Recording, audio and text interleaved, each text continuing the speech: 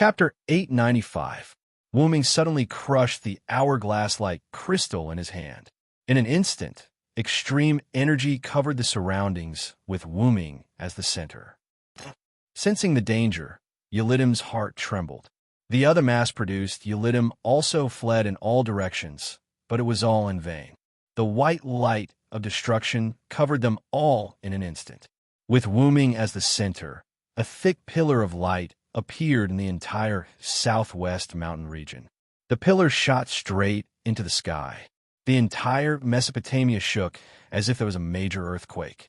Even the Abif mountain in the northwest was shaken. Although they were demonic beasts, they were still children raised by Mother Earth. At this moment, the earth was angry. Although the demonic beasts that were attacking the north wall didn't panic to the point of running away, they subconsciously stopped their current actions due to the earthquake and stood rooted to the ground. Leonidas I, who was commanding the soldiers, was also shocked by the earthquake. However, he quickly realized that the earthquake wouldn't affect the north wall much. Now, therefore, Leonidas, I took the opportunity to command the soldiers to deal a heavy blow to the demonic beasts that were rooted to the ground due to their instincts. But then, the demonic beasts seemed to have been commanded and retreated one after another. Leonidas and the soldiers weren't surprised. They didn't chase after the demonic beasts. Instead, they cleaned up the battlefield, rescuing the wounded, retrieving the corpses of the soldiers, cleaning up the wreckage of the demonic beasts. There were still many things to do. What happened over there? After that, Leonidas, I looked in the direction of the pillar of light that was still continuing. Leonidas, I shook his head silently. As the front line, all he needed to do was to defend. Anyway, King Gilgamesh and the Uruk must have seen it. There was no need for him to worry. Although the pterosaur acted as a carrier pigeon, it's still not as good as the wind demon. Leonidas, I muttered to himself. He turned around and joined the ranks of cleaning up the battlefield. Leonidas, I was right. The giant pillar of light covered such a wide area and was so powerful that the entire Mesopotamia could see it, not to mention the Uruk. The Uruk people all knelt on the ground. They all thought that God had appeared, and they all prayed devoutly. At the French skylight at the top of the tower, the sage king, Gilgamesh, who had returned from searching for the elixir of immortality for half a year, and the current chief priest, Siduri, stood together at the window and looked towards the southwest. Originally, Siduri had rushed over to report the earthquake to Gilgamesh in a panic. However, under the influence of Gilgamesh's calm aura, Siduri had also become calm. When the earthquake gradually subsided and the pillar of light slowly faded, Gilgamesh finally spoke. Hyunryong's return has already caused such a huge impact. How ostentatious. Upon hearing this, Siduri's face lit up with joy. King Gilgamesh, are you saying that Lord Hyunryong is back? Siduri was still wondering what made King Gilgamesh put aside his work and observe. It turned out that Lord Hyunryong was back. Since Wooming and Gorgon were both injured, Gorgon was seriously injured and returned to his temple to recuperate, and Wooming directly disappeared. The Uruk people fell into a temporary panic. After that, it was Gilgamesh who spoke again to cheer the people up. The people who had not completely separated themselves from the gods naturally fell into a depression once again because of Hyunryong's return to fight against the enemy. The most serious one was Siduri. As a god who sincerely cared for the people of Mesopotamia, Hyunryong's temple was close to the Uruk, and he worked for the people. Later on, he almost replaced the idol Ishtar as the Uruk's city god. This made Siduri's devotion to Hyunryong surpass that of most other gods. She was even willing to sacrifice her life for Hyunryong. However, Hyunryong sacrificed himself in the process of fighting against the enemy god and disappeared again. How could this not make Siduri's heart not ache? However, as the chief priest, Siduri could not abandon her duties because of heartache and sadness. Perhaps because Gilgamesh noticed that Hyunryong's departure was a big blow to the Uruk. King Gilgamesh made a new speech to cheer up Siduri and even the entire Uruk people and restore their previous extremely optimistic state. However, this did not mean that Siduri would not be sad about Hyunryong's departure. Almost every few days, Siduri would go to the temple abandoned by Hyunryong to pray. Therefore, Siduri was quite excited when she heard the news of Hyunryong's return. Probably Hyunryong wanted to go from the highlands in the southwest to the Uruk, but he encountered Tiamat's 11 magical beasts and fought with them. As Gilgamesh spoke, he returned to the throne behind him, sat down, picked up the clay tablet, and began to deal with various affairs. "My king, should I send someone to welcome Lord Xianlong?" Greeting the return of a deity that he had devoutly believed in was something that should be done. Not only that, since Wu Ming could fight with the enemy in the southwest, it must mean that there were enemies there. Since there were enemies, it was hard to guarantee that there would be reinforcements. In the current situation, if more than half of the 11 sons of Tiamat besieged Hyunryong, there would definitely be an accident. A lot of things had happened in the past 6 months. After Gorgon was seriously injured by Wu Ming's self-destruction, he had been holed up in his temple in the fir forest all day long. Because of the battle between Hyunryong and Gorgon, the magical beasts produced by Gorgon were basically affected, causing a lot of casualties. The North Wall was not attacked for a long time. However, on a certain day, 3 months later, a large number of magical beasts flocked to the North Wall, and there were 11 magical beast commanders with strength comparable to gods. They called themselves the 11 Sons of Tiamat, and the existence that looked like Enkidu was one of them.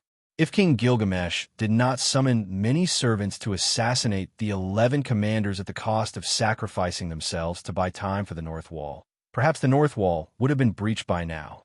Even if Gorgon himself came in person, he would definitely choose to retreat after receiving that attack. "Don't worry about Hyunryong," Gilgamesh said while constantly changing the clay tablet in his hand. One by one, he quickly corrected the instructions on the clay tablet.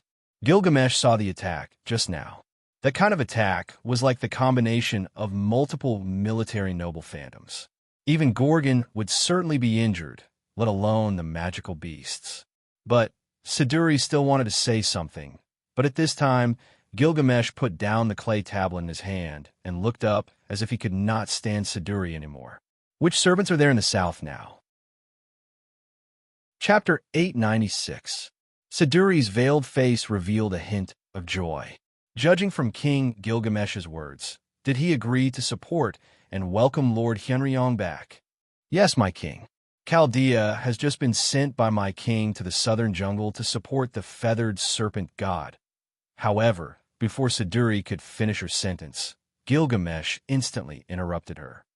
"Then let Chaldea welcome Hyunryong. Moreover, they have formed a bond with Hyunryong. They are the best candidates." After Gilgamesh finished speaking, he once again picked up the clay tablet with his clawed hand. At this moment, there were still many things waiting for him to deal with in Mesopotamia. He couldn't afford to waste a single second. If he delayed any longer, he wouldn't even have time to sleep. "Bond? My king, are you referring to the matter of the master of Chaldea possessing Lord Hyunryong's scale?" Siduri clearly remembered that when Merlin brought Chaldea and her party to the Uruk, when they approached the shrine of Hyunryong in the Uruk, the girl took out the scale because it was hot and was coincidentally discovered by Siduri. After seeing that the scale was connected to the shrine, Siduri reported the matter to King Gilgamesh. According to the master of Chaldea, the scale was a gift from a friend who had helped them in other singularities. It was said that it would be useful in this singularity. Siduri still remembered King Gilgamesh's reaction at that time. After learning about this matter, King Gilgamesh did not seem to care. However, when he met the master of Chaldea, the first thing he asked was to see the hot dragon scale. He was obviously anxious, but he had to show a calm expression. Siduri did not know what to say about King Gilgamesh. After confirming that it was a dragon scale condensed from Hyunryong's magic, Gilgamesh was very happy to give the master of Chaldea and her followers an extraordinary trial.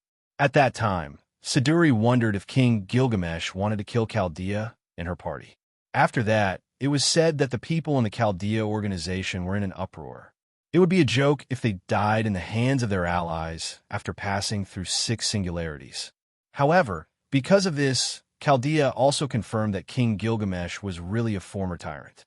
In short, a certain person who sounded like a loser to Siduri had a shadow in her heart. In the end, it was King Gilgamesh's court magician, Merlin, who brought Chaldea and her party back. Under the condition of not touching King Gilgamesh's bottom line, he helped Chaldea and her party a little. This allowed Chaldea and her party to barely pass the trial. This king is especially strict with outsiders who suddenly join because the entire Mesopotamia has become extremely dangerous. Although you barely passed, you completed it with the help of Merlin. This is enough to prove that you are not qualified. You should train in the Uruk for a period of time first, bastards.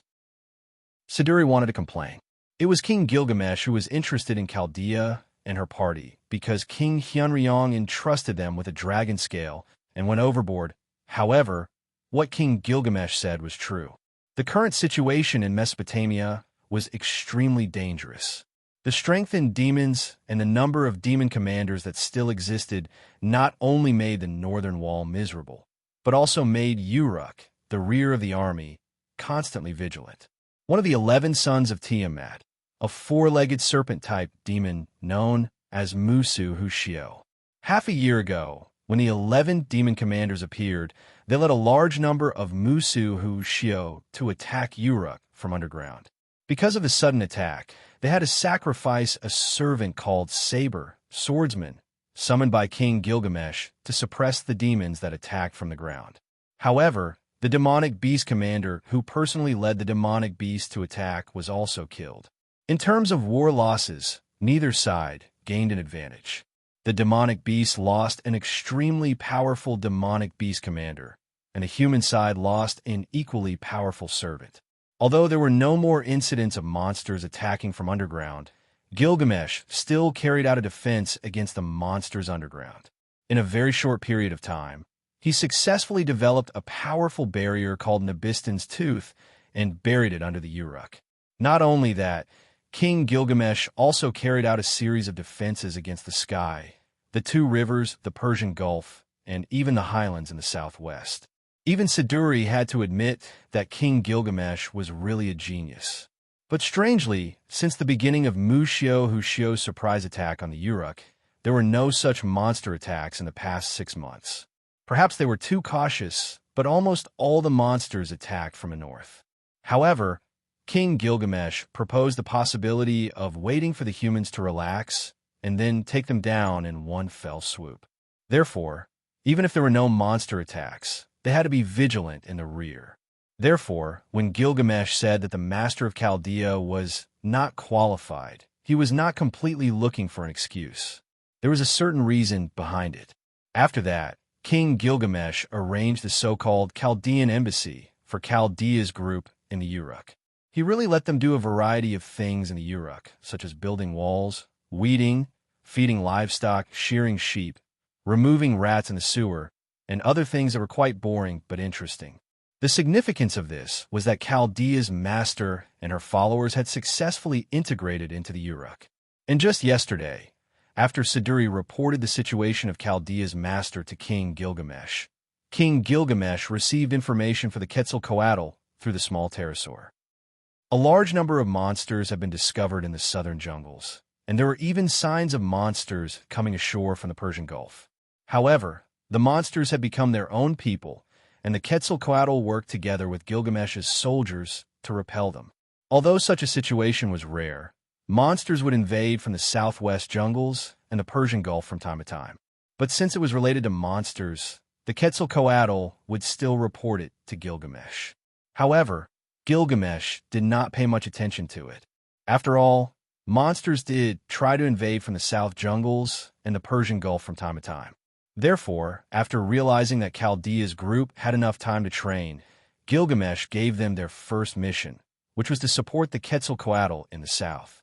However, Gilgamesh understood one thing at this moment. Through the light beam on the southwest plateau today, he could confirm that the monster commanders seemed to be planning something again. However, when he thought about how they had coincidentally bumped into Wuming, Gilgamesh faintly wanted to laugh. This was the so-called coming at the right time. Chapter 897. Didn't Merlin and the servant he brought back also go with Chaldea's people? used the small pterosaur provided by the Quetzalcoatl to convey the news to Merlin, and let him tell the Chaldea's people that after meeting with Hyunryong, they must listen to Hyunryong's instructions just like this king. Although the Uruk also had carrier pigeons, ever since the Quetzalcoatl turned against them, the Uruk began to use the small communication pterosaur provided by the Quetzalcoatl. It had to be said that this small pterosaur was better than the carrier pigeons in all aspects. That's all. We'll talk about other things when Hyunryong returns to the Uruk. After Gilgamesh finished speaking, he stopped talking and focused on dealing with various matters on the clay tablet. Yes, King, I'll do it right away.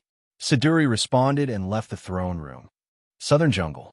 The hot and humid environment made the group of people who came from the Uruk to support them suffer, especially Gadatsi. The people accompanying her were either servants or subservants. Only Gadatsi was a pure human.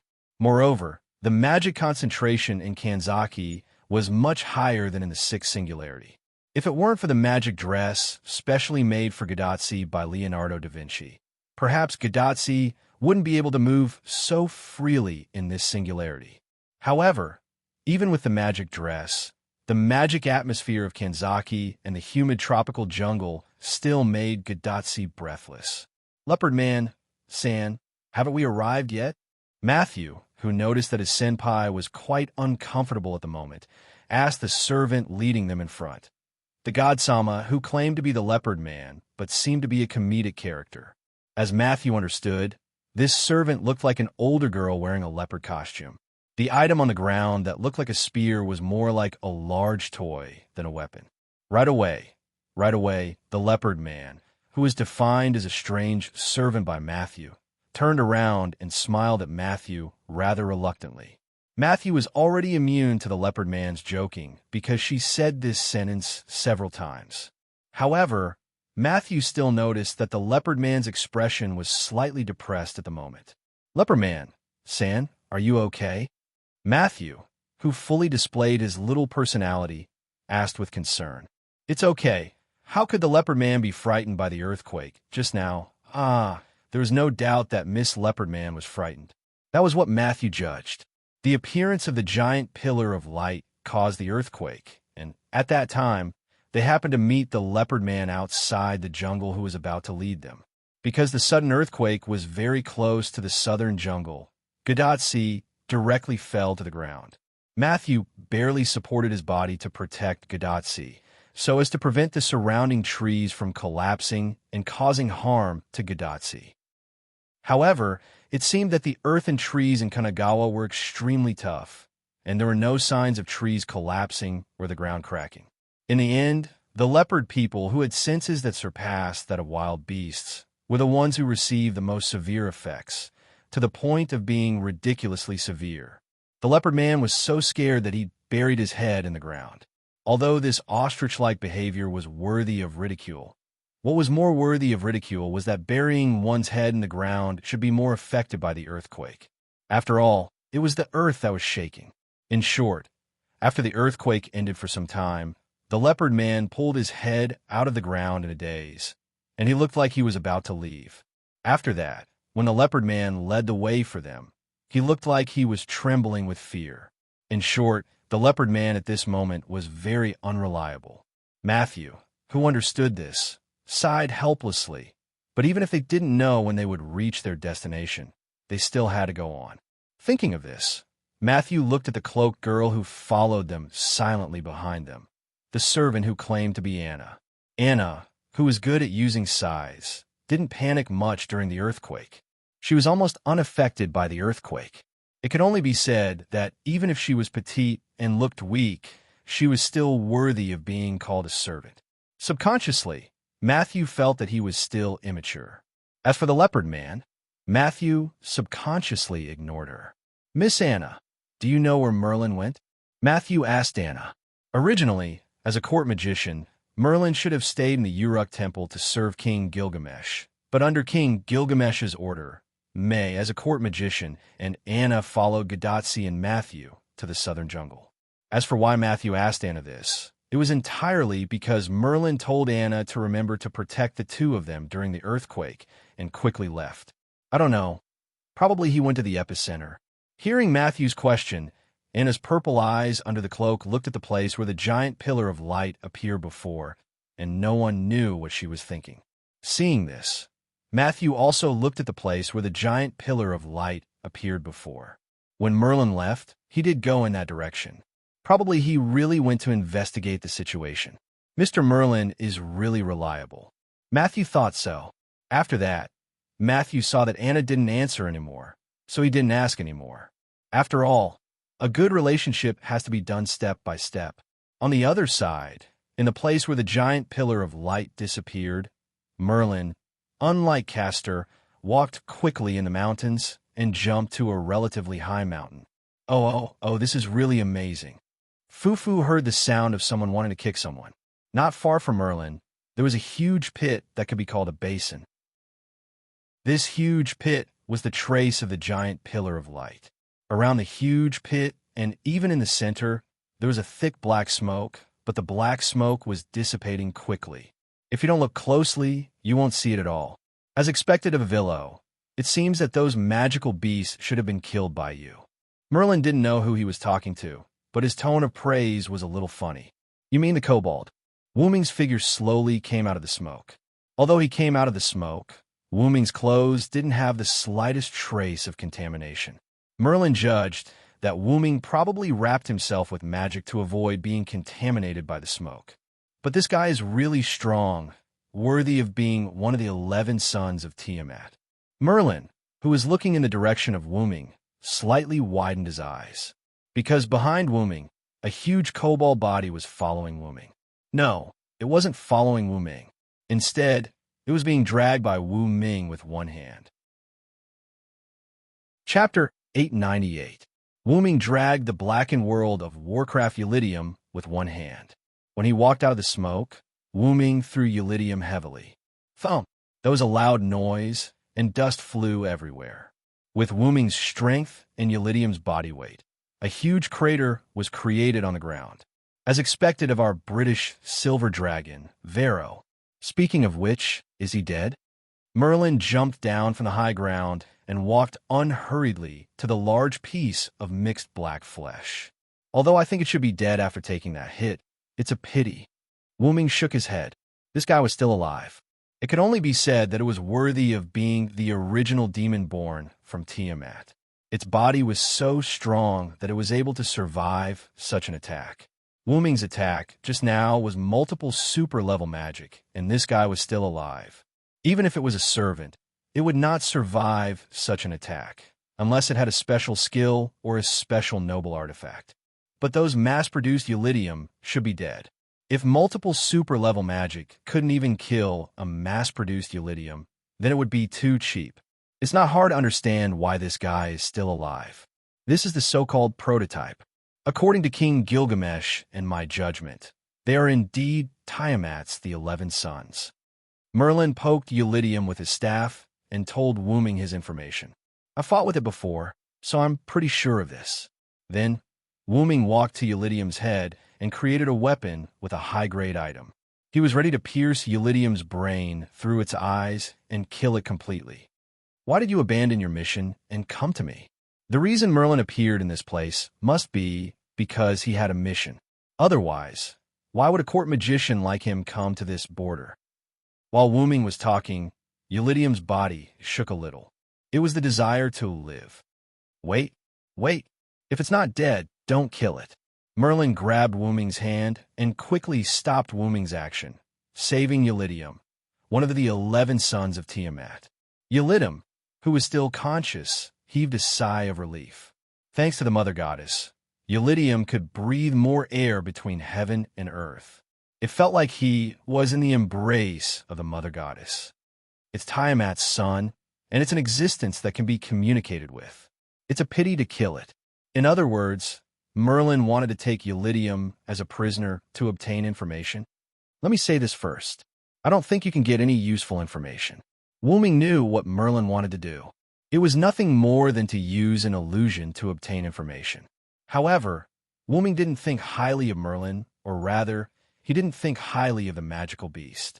Wuming didn't think that this magical beast had any information in its head. The plan of the magical beasts was nothing more than to attack the humans.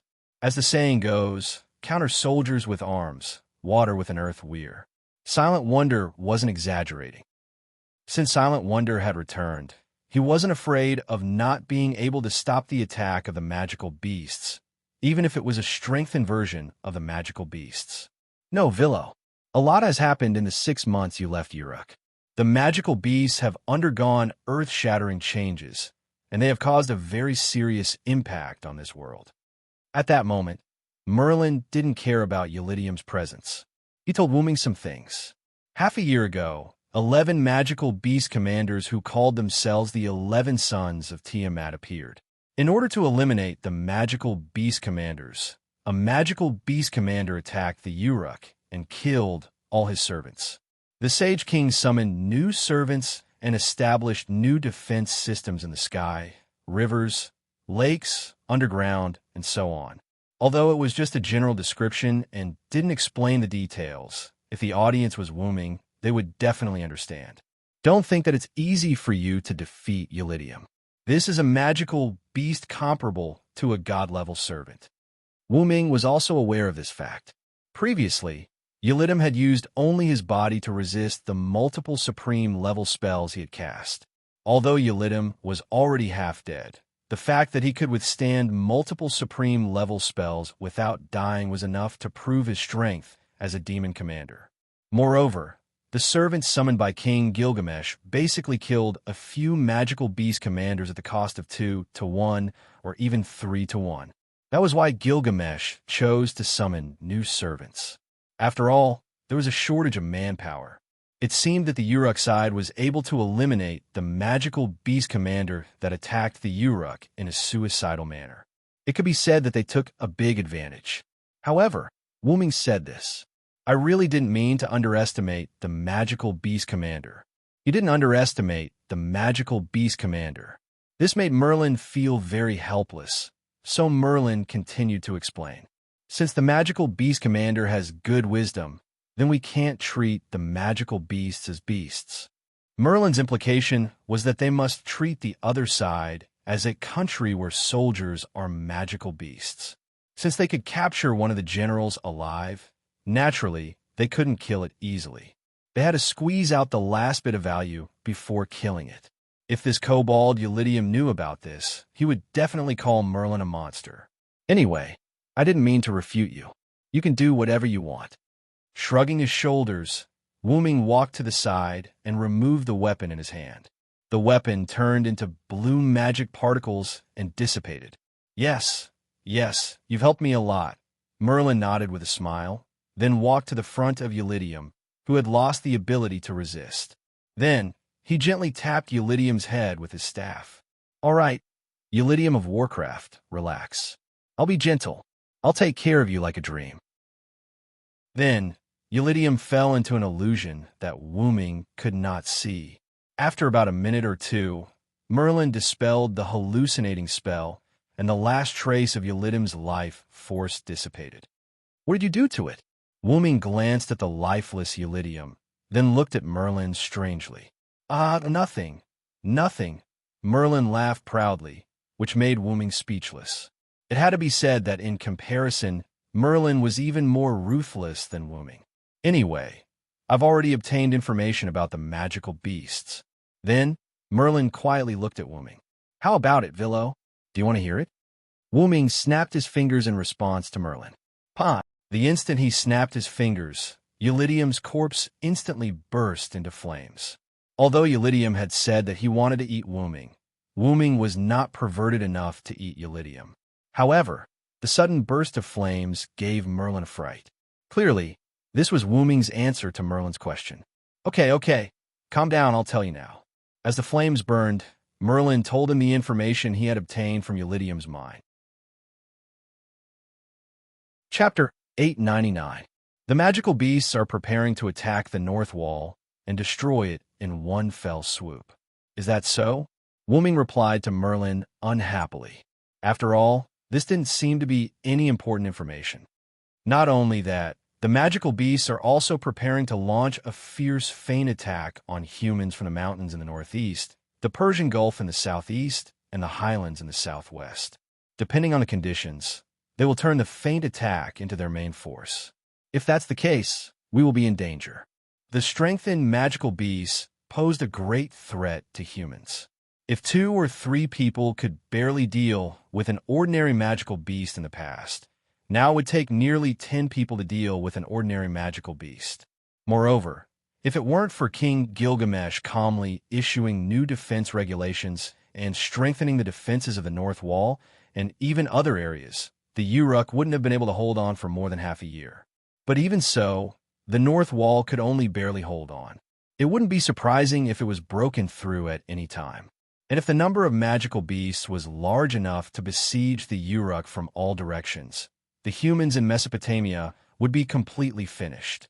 Merlin told Wu Ming about this analysis and also some details about the magical beasts, reminding Wu Ming not to underestimate them.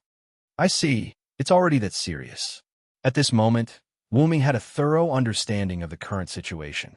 Wu Ming even wondered if Gidia had made some changes to the last singularity. Then, Wu Ming realized a problem. Speaking of which, does the commander of the magical beasts want to break the agreement of the 3 goddesses and include the Quetzalcoatl in the attack? Or has the fact that the Quetzalcoatl changed sides been exposed? The mountains in the southwest were adjacent to the forest of the Quetzalcoatl. Even if they went around the edge of the Uruk, they would still be considered to have stepped into the territory of the Quetzalcoatl. However, if they did so, they would be considered to have crossed the border. Therefore, if they wanted to cross the border and attack the Uruk from the southwest, they would have to face the wrath of the Quetzalcoatl. Although the commander of the beasts was at the level of a deity, the Quetzalcoatl was still one of the 3 goddesses in the alliance, an existence equal to Gorgon. Since they were intelligent, they wouldn't do something so ridiculous. Because the goddess of the underworld is unable to leave the underworld, the magical beast commanders haven't had any designs on her for the time being. I don't know whether the feathered god has been exposed or not, but from Yulidim's memories, the feathered god has indeed been included in their list of targets to be destroyed along with the humans. Through Yulidim's memories, Merlin knew that there would be a new magic beast commander coming to support Yulidim, preparing to annihilate the humans along with the feathered god. As for whether or not the feathered god's betrayal of the 3 goddesses' alliance was exposed, Merlin had no way of knowing. If the feathered god has to face more than 3 magical beast commanders, I'm afraid it will be difficult for the feathered god to deal with them, Merlin judged. The Quetzalcoatl that appeared in this world was only a servant. Even if it was a servant at the level of a god, it was still a clone. When facing the 11 sons of Tiamat, it was inevitable that it would not be able to do much. It's better not to underestimate the feathered god. Wu Ming did not think that the feathered god, as the main deity of South America, would be weak. Although Wu Ming used Enkidu to capture the feathered god at that time, if the feathered god had refused, the result would have been unpredictable. The most important thing was that the feathered god's heart was with the humans. Wu Ming only told the feathered god the fact that there is still hope for the humans, so the feathered god finally chose to compromise. King Gilgamesh also has great expectations for the feathered god. After the feathered god defected to our side, Gilgamesh let the feathered god expand the scope of the jungle, including the entire south and southwest into the feathered god's jungle. This is to guard against the magical beasts that try to bypass the north wall from the southwest plateau. Letting the feathered god guard the southwest was part of Gilgamesh's defense plan. However, it's better to be cautious. The servants on the human side dared to gamble, but the humans could not afford to gamble at the moment. If they failed, it was likely that they would lose everything. I'll go back to Uruk first and see the king. The current situation was not something that Wu Ming and Merlin could decide. They had to discuss it with Gilgamesh. By the way, why did you come to the remote border? Merlin didn't answer this question from the beginning. If it wasn't for the fact that Wu Ming was going to Uruk to find Gilgamesh, he almost forgot to ask Merlin the purpose of coming here. Ha ha ha. Actually, I accompanied the people of Chaldea to support the feathered god. When Merlin said that, Wu Ming's eyes lit up. Sure enough, Tachika and the others have arrived. They just arrived in Uruk not long ago. After being trained by King Gilgamesh, they began to carry out the king's first order. And that order was to support the jungle in the south. Sure enough, the speed of time passing is not the same. Wuming said to himself for a while. The speed of time passing was not the same. Wuming already knew that, so Wuming didn't make a fuss about it. If that's the case, then I won't go to Uruk for now. No matter what, he had to meet Gadatsi and the others first. Gah! At this moment, a small pterosaur descended from the sky and came to Merlin's side. Oh, is this news from King Gilgamesh? Merlin untied the clay tablet fixed on the small pterosaur's back and handed it to Wuming. It must be related to you. You can take a look first. Indeed, as Merlin guessed, the clay tablet said that Merlin and Chaldea were to find Wuming and meet up with him, and they were to follow Wuming's instructions in the following operation. It's just for you to meet up with me. Wuming didn't read it out loud. After reading it, he crushed the clay tablet. Hey, I haven't read it yet. If King Gilgamesh knows about this, he will definitely blame me. Merlin looked like he was going to suffer. Don't I know you? Your skin is thicker than Chaldea.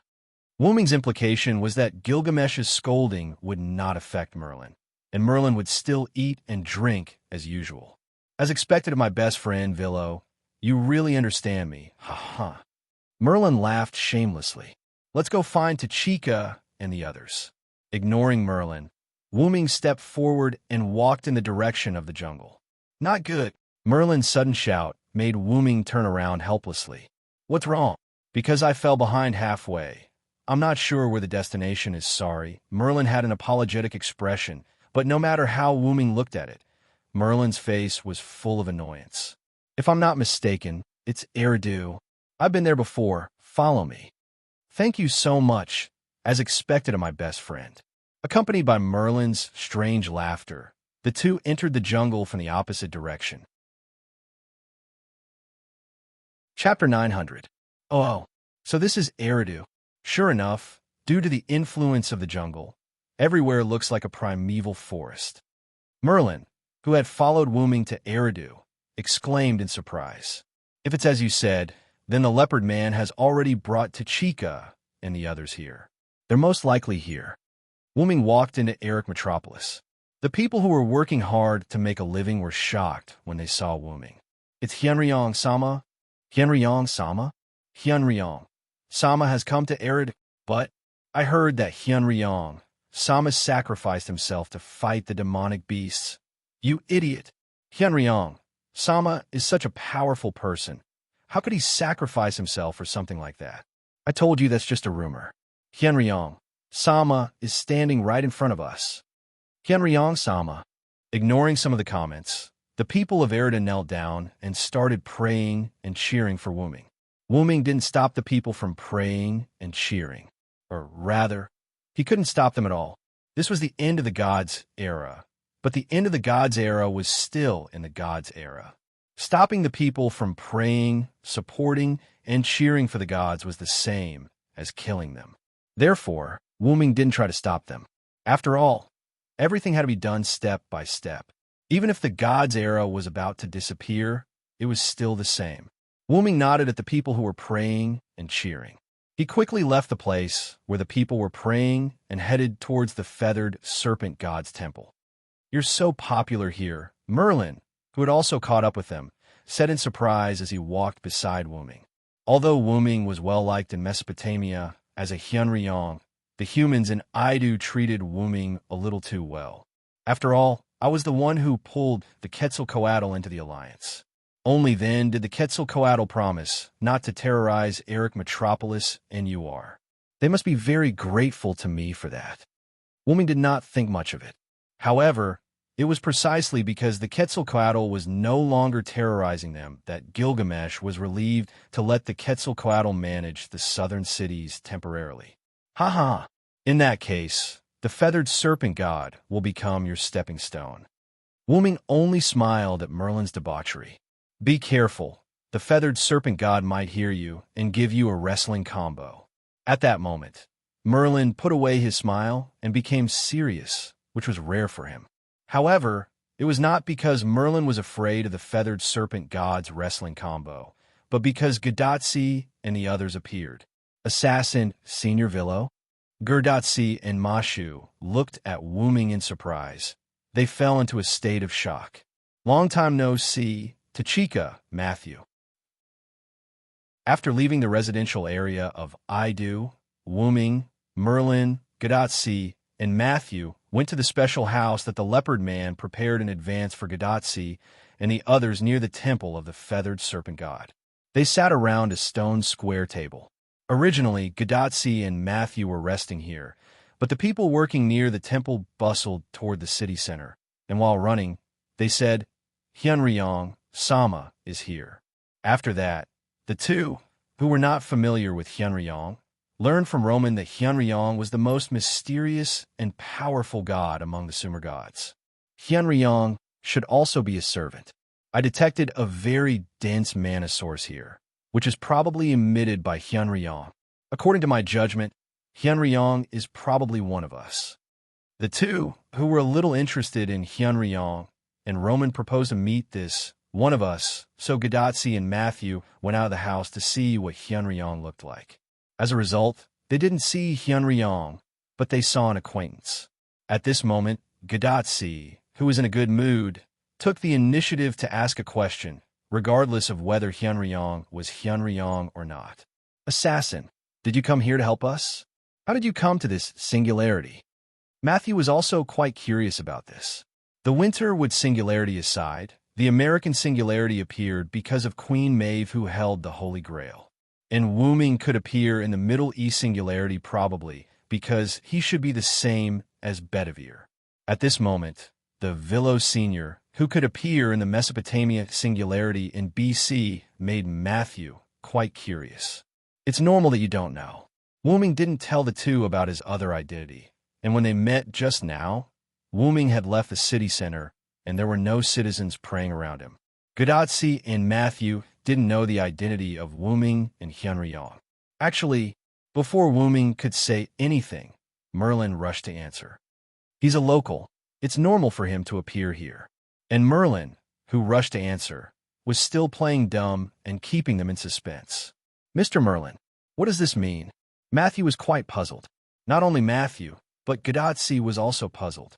Then, Gadotsi looked at her bracelet. Doctor, do you know what Merlin means? However, Roman, who was in Chaldea, didn't answer. Doctor? Doctor? Mashu also shouted a few words. Is he asleep? Gadotsi guessed. Yes, this is the almighty Leonardo da Vinci. Dr. Roman found it difficult to accept the reality and went to make coffee. Let this genius answer your doubts. Leonardo da Vinci's voice came from the bracelet instead of Roman. According to the test, the magic source that was suspected to be Hyunryong was actually emitted by the Villo. In other words, Dr. Roman's judgment was wrong. Gadotsi and Matthew didn't think there was a problem. However, Wu Ming, who saw this scene, smiled helplessly. These two little cuties were so natural that they didn't realize the real problem. Merlin, too, burst out laughing at this. What's the problem? Gadotsi was even more puzzled. She felt that what the others were discussing was not the same as what she and Matthew were discussing. In the end, Leonardo da Vinci told Matthew and Gadotsi the correct answer. Tachika, Matthew, it's not that Roman's judgment was wrong. It's because the Villo is Hyunryong. Leonardo da Vinci shut his mouth. Wu Ming shook his head helplessly, and Merlin also stopped laughing. The whole room was replaced by silence. In other words, the Villo is the mysterious Uruk Hyunryong. Dr. Roman, who came back from making coffee, said in shock, Hey.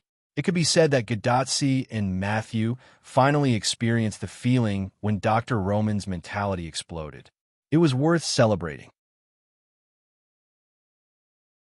Chapter 901. I'm sorry. I'm really a Uruk Hyunryong. I'm really sorry that I didn't tell you before, Wu Ming said apologetically.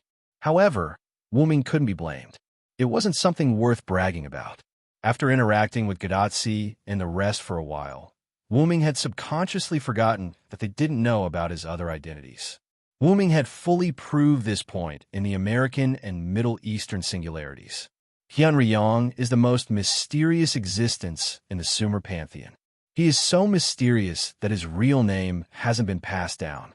Only Hyunryong, which is similar to a title, exists.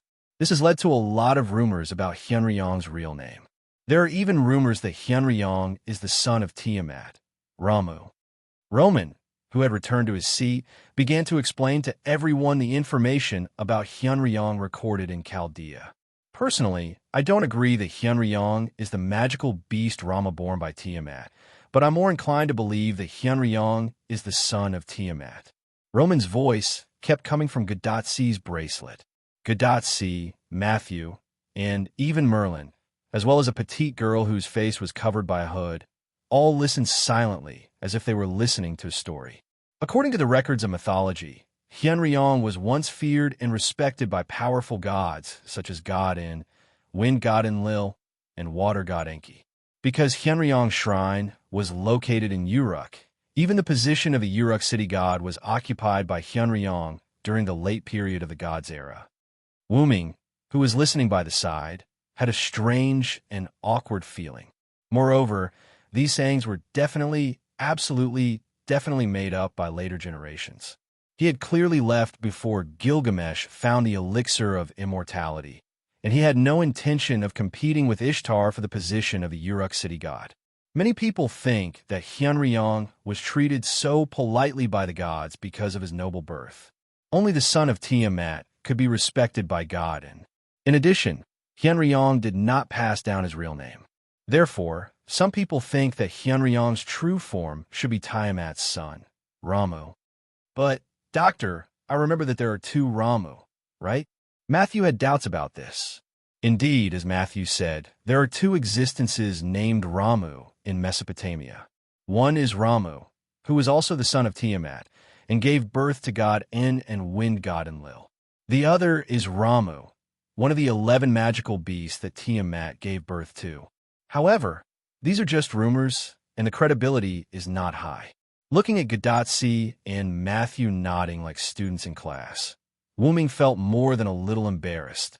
Not only were they rumors, but they were also completely fabricated by the later generations. Wuming did not interrupt Roman's scientific explanation. He just kept complaining in his heart. Although it is unknown when Hyunryong appeared in the eyes of the people, the period when Hyunryong faded from the eyes of the people was the period when King Gilgamesh was in power. That was the period when the gods gradually disappeared and the era of the gods gradually declined. According to the records, Hyunryong personally destroyed his own temple, hoping that humans would walk the path of breaking away from the gods. Although there were gods who agreed to the separation of humans and gods, their intentions were not strong. Hyunryong could be said to be the only god who took the initiative to strongly advocate for the separation of humans and gods. Wuming nodded silently. Although there was some content in this statement that was fabricated by the later generations, it was generally not much different from Wuming's thoughts. Wuming, who was an outsider, was included in the Sumer divine system. But even so, he was still not a god of Mesopotamia. Wuming, who had strong modern thinking, naturally advocated the separation of humans and gods. Therefore, although Hyunryong was revered by the other gods, there were not many who interacted with him. Hyunryong spent more time with humans, especially the hero king Gilgamesh. It was said that Gilgamesh was taken care of by Hyunryong when he was young. The relationship between the two could be said that Hyunryong was Gilgamesh's adoptive father. Wuming took care of the female Gilgamesh in the parallel world. Although that was the case after the adjustment of the suppression force, as long as it was a world with the shape of the moon, regardless of whether it was a parallel world or not, there would be myths related to Hyunryong in Mesopotamia. Logically speaking, before Wuming came to this singularity, he had no contact with this male Gilgamesh.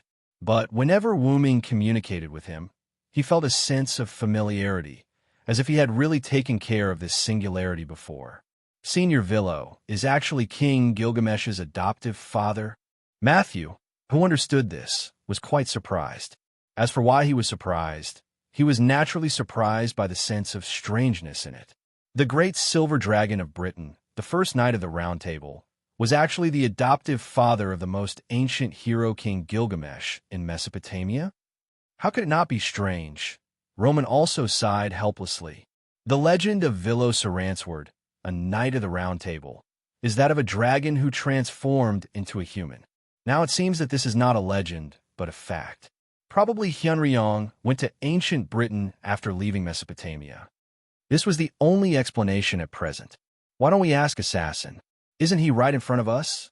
Gadotsi looked curiously at Wuming, who was sitting in the most inconspicuous position. Since the person involved was present, why not just ask him? Matthew and Roman, who was now in Chaldea, were both stunned. Because of Wuming's silence at the beginning, coupled with Roman's extensive scientific knowledge, Matthew and Roman had subconsciously forgotten that the person involved was present at the scene. It seems that is indeed the case. Matthew smiled awkwardly. Yes, why didn't I think of it? Damn it. Roman's deafening voice made Gadotsi subconsciously move her arm away. Great. It's good that the person involved is present. I really don't understand why the Yura Hyunryong is a knight of the Round Table Vilo. Sumer turned out to be a knight of the Round Table. This is so strange. Is it really okay for you to be so agitated? Wuming silently complained. You'll die of overwork if you're too conflicted, Roman. Wuming even heard Leonardo da Vinci's nonsensical teasing. How can it be so easy to die of overwork? If it was so easy, I don't know how many times I would have died of overwork. Ignoring the mutual teasing of the Chaldea duo, Matthew looked at Wuming with great seriousness. Senior Vilo, what is the truth? Matthew's small eyes sparkled with interest. Ahem. Matthew, you have to know that the reason why mystery is because of its uncertainty and, most importantly, confidentiality. Chapter 902. Wuming coughed and pretended to be serious, which made Matthew sit up straight.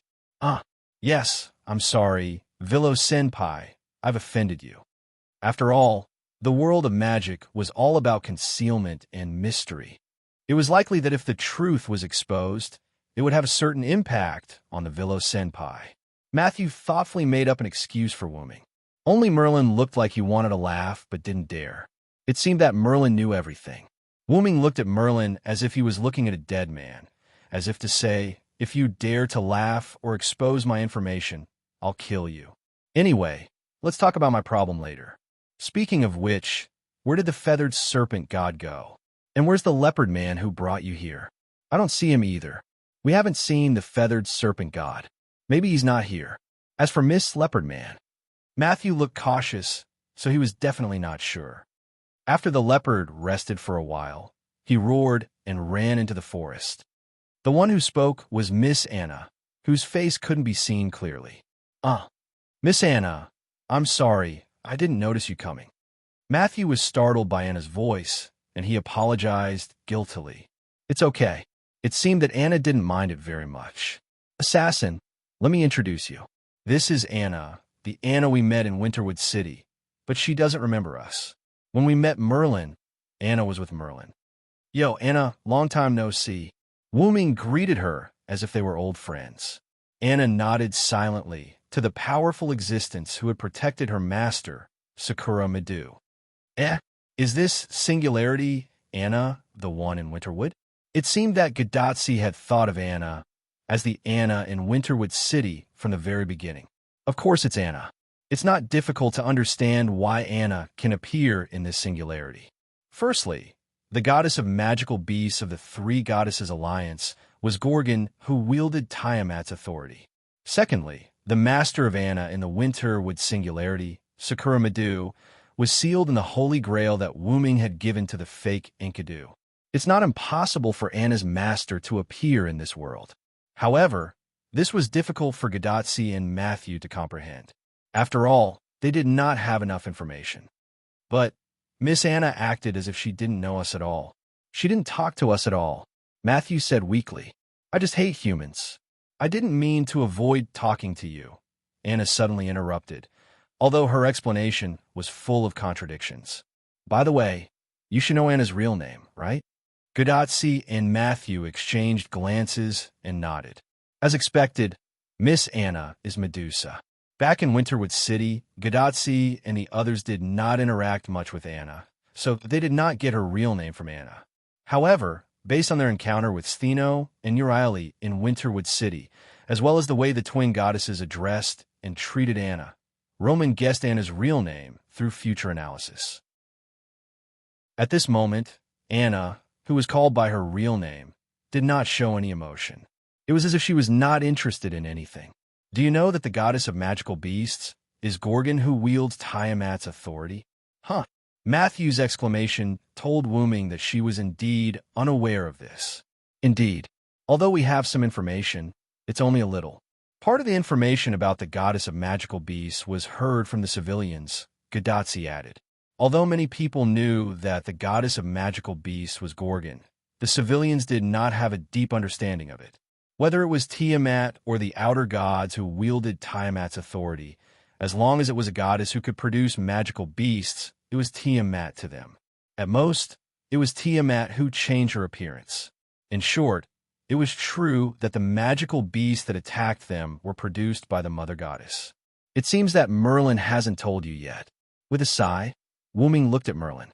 Gadotsi and the others were unlikely to get information from Gilgamesh. After all, he was the most ancient hero king who approached Gadotsi and the others as soon as he came up and immediately arranged for them to undergo training in the Uruk after confirming that they were unqualified. However, if it was Merlin, he should have known about this piece of information. Because King Gilgamesh told me not to disclose any information to Chaldea and the others who were training in the Uruk, I completely forgot about it over time. Merlin laughed and scratched the back of his head proudly. In short, let's analyze the current situation now. The scientific meeting immediately turned into an intelligence meeting, and Roman also abdicated his position and stopped talking. The three goddesses' alliance is the goddess of the underworld in Mesopotamia, the Quetzalcoatl in Central and South America, and the Greek goddess of monsters Gorgon, who holds Tiamat's authority. Gadotsi and Mashu nodded. They were not surprised. It seemed that this was part of the information they had.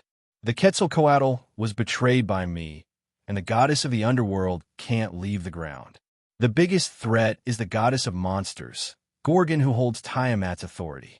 In the face of this biggest threat, my last spiritual base attempted to perish together with Gorgon's spiritual base, but unfortunately, the fake Enkidu came and stopped it. However, Wooming was more concerned about the fact that Gorgon, who was seriously injured at that time, recovered slowly and effectively. Was it the influence of Tiamat's authority or something else? While Wooming paused to think, Matthew raised a small hand and began to ask questions. Senior Villo, what do you mean by the spiritual base last time? After all, I'm Hyunryong from Mesopotamia. When a singularity appeared in Mesopotamia, I naturally came back to take a look. By the way, I appeared in Uruk one step earlier than Merlin. Yes, but it's a pity that Hyunryong, who appeared in Uruk one step earlier than me, left early last time, and he didn't even manage to perish together with me. What a pity. In response to Merlin's whispering, Wooming responded with a murderous glare. However, in Matthew's view, this scene was indeed a quarrel between friends. By the way, it's a great fate that Mr. Merlin and Senior Villo can meet in Uruk. The two of them were both subjects of King Arthur in Britain, and now they met in Uruk as subjects of King Gilgamesh. It was indeed a great fate. But in the end, whether it's in Britain or in Mesopotamia, I'm a level higher than Merlin. Wooming smiled proudly at Merlin. Thinking about it carefully, that's true. Gadotsi thought for a moment and nodded. In Britain, although Wooming and Merlin were both subjects of King Arthur, as the closest subjects of King Arthur, their status was not lower than Merlin's, and even higher. The difference was even greater in Uruk. Previously, Dr. Roman said that Hyunryong in Uruk is equivalent to King Gilgamesh's adoptive father, while Merlin was only King Gilgamesh's court magician. Although it wasn't a crushing victory, no matter how you looked at it, Wooming was superior to Merlin. You're still so merciless, my dear friend. Chapter 903. I think you've forgotten the pain after the scar has healed. In the past, Merlin had been taught a lesson by Wooming several times because of his excessive teasing. Perhaps it was a symbolic lesson that caused Merlin to become even worse. However, Wooming was too lazy to refute Merlin. It is said that the Knight of the Round Table Villo and the great wizard Merlin are close friends. It seems it is true. Regarding friends, Wooming had to admit that Merlin was possibly, a friend of his for the time being. Wooming knew Merlin during the period of King UCI. He also participated in the plan to create the Red Dragon bloodline. Although Merlin was sometimes disdainful, Wooming and Merlin had indeed become friends. That's right, Villo and I. No, I have to say Hyunryong now. Lord Hyunryong and I are indeed good friends. Ha ha ha. Sure enough, if you give Merlin some face, he would be able to open a dye house. It's just Merlin. Breathe with gills in the future. Wooming directly gave Merlin a dead fish's eye. What the hell do you mean by breathing with gills? And my name is Merlin. Merlin, not Merman. Merlin waved his staff to express his dissatisfaction, but Wooming turned a blind eye. Sure enough, you two have a good relationship, just like Matthew and me. Seeing this scene, Godatsi smiled and immediately hugged Matthew. Say, Senior, please don't be like this. Miss Anna, who was alone, couldn't help but make a sound. Oh, even I want to have a good chat with my best friend. Roman from Chaldea also made a sound of dissatisfaction. Oh, if I remember correctly, Romani is someone who doesn't have that kind of beautiful existence. Damn it, Leonardo da Vinci, don't expose me. It was about time for the farce to end. At this moment, Wooming coughed. Let's talk about my best friend later. Let's continue our conversation. Wooming knocked on the table, and a 3D map projection appeared in front of everyone. This was a map made by Wooming using magic. The mountains, plains, hills, and so on were clearly visible on the map. Even the Uruk and other cities were depicted very realistically, like a high-quality model. Oh, that's amazing. Godatsi's clear eyes reflected the projected map, and she exclaimed in surprise. The Quetzalcoatl is on our side, and the goddess of the underworld can't leave the underworld, so we don't have to worry about it for now. The original goddess of magical beasts was also severely injured when I left last time. It stands to reason that the situation at this moment shouldn't be so serious. Then, Merlin continued Wooming's words. Hyunryong's departure last time caused heavy damage to Gorgon, and countless magical beasts were also affected by the aftermath of the battle between Hyunryong and Gorgon. But 3 months ago, for some reason, a large number of strengthened magical beasts poured out of the fir forest. Not only did their physical fitness and size increase, but there were also new types of magical beasts. A large number of new magical beasts and strengthened magical beasts attacked the north wall and caused heavy damage to the north wall. Merlin recalled the reports from the front line and narrated little by little. These words are not only for Godatsi, but also for Wooming who didn't know about these things. Then, 11 magical beast commanders who claimed to be the sons of Tiamat appeared on the magical beast front. That night, Mushio Hushio led a large number of mass-produced magical beasts to raid the Uruk from the underground.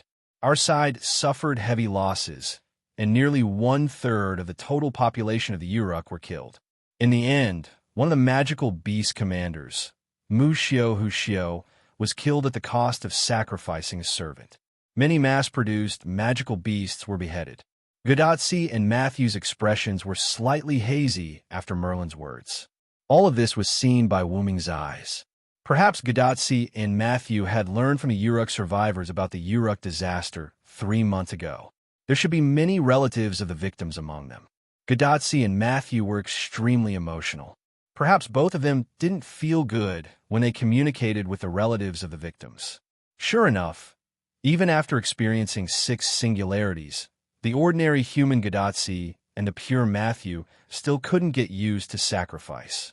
Wooming walked behind Godatsi and Matthew, then stretched out his hand and rubbed their little heads. Don't worry, I wasn't there back then. Now that I'm back in the Uruk, I won't allow anyone to sacrifice themselves. This is the promise that Winterwood's assassin made to you, and it's also the agreement that the Knight of the Round Table Villo made with you. At the same time, this is also my promise to the people in the land of Mesopotamia who pray to the gods and believe in Hyunryong as a Uruk. Gadatsi and Matthew were still in a daze at this moment, as if they couldn't react to Wuming's words. But it had to be said that Wuming's words did play a big role in comforting the two. At the very least, their expressions were no longer hazy, and they were full of energy again. Yeah, assassin, I'll remember. Yes, Senior Villo, it's a promise. On the side, Anna, who saw this scene, was thinking about something, and at the same time, it attracted Wuming's attention. Anna, since I brought Sakura here, then I will be responsible for taking Sakura back. This is also my agreement with you. As you wish. However, the action of tightening the hood again to cover her face showed that Anna's heart was also fluctuating at this moment.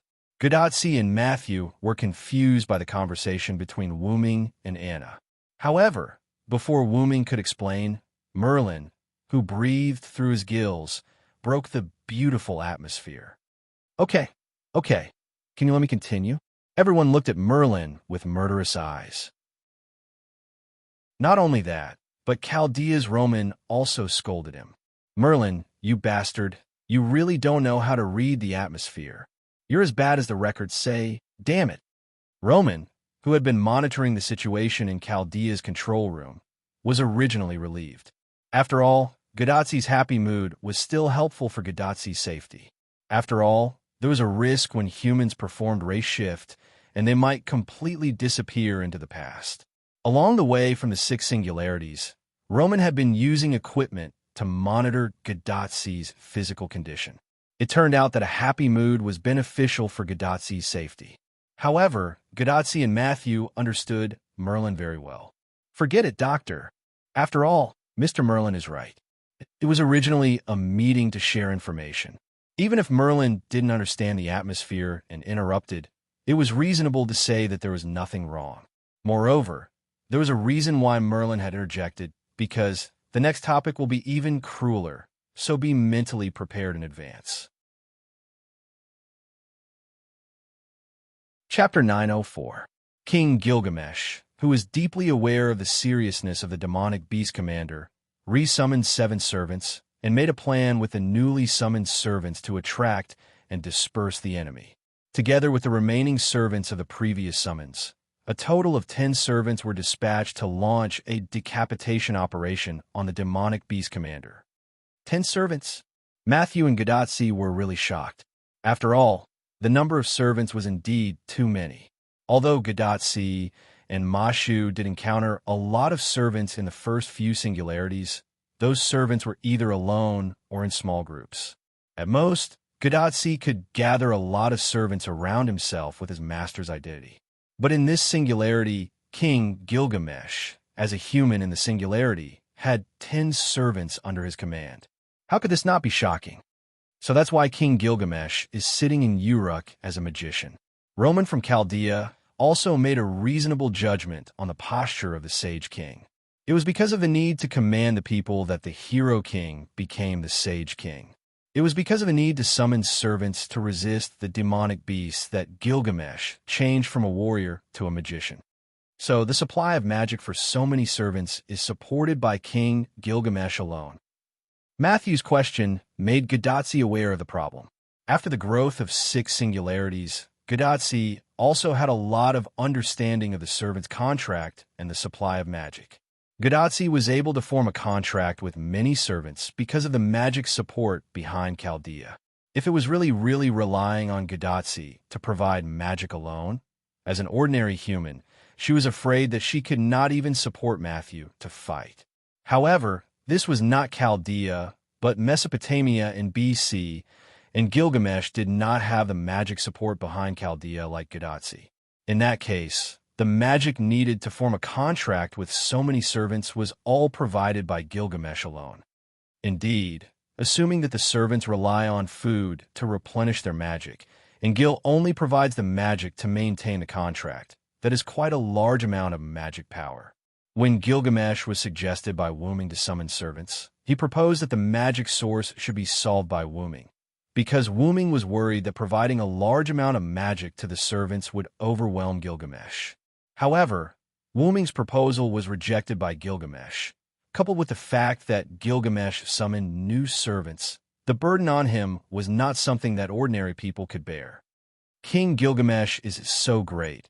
I thought he was just a bad-tempered tyrant. Gadatsi scratched the back of her head embarrassedly. Ha ha ha, if King Gilgamesh heard it. I'm afraid he would praise you for your honesty. After all, the gift that King Gilgamesh gave you is really rough. At that time, the trial that King Gilgamesh gave to Gadatsi really scared her. At that time, Gadatsi's face changed color. It was no wonder that Gadatsi had a bad impression of King Gilgamesh.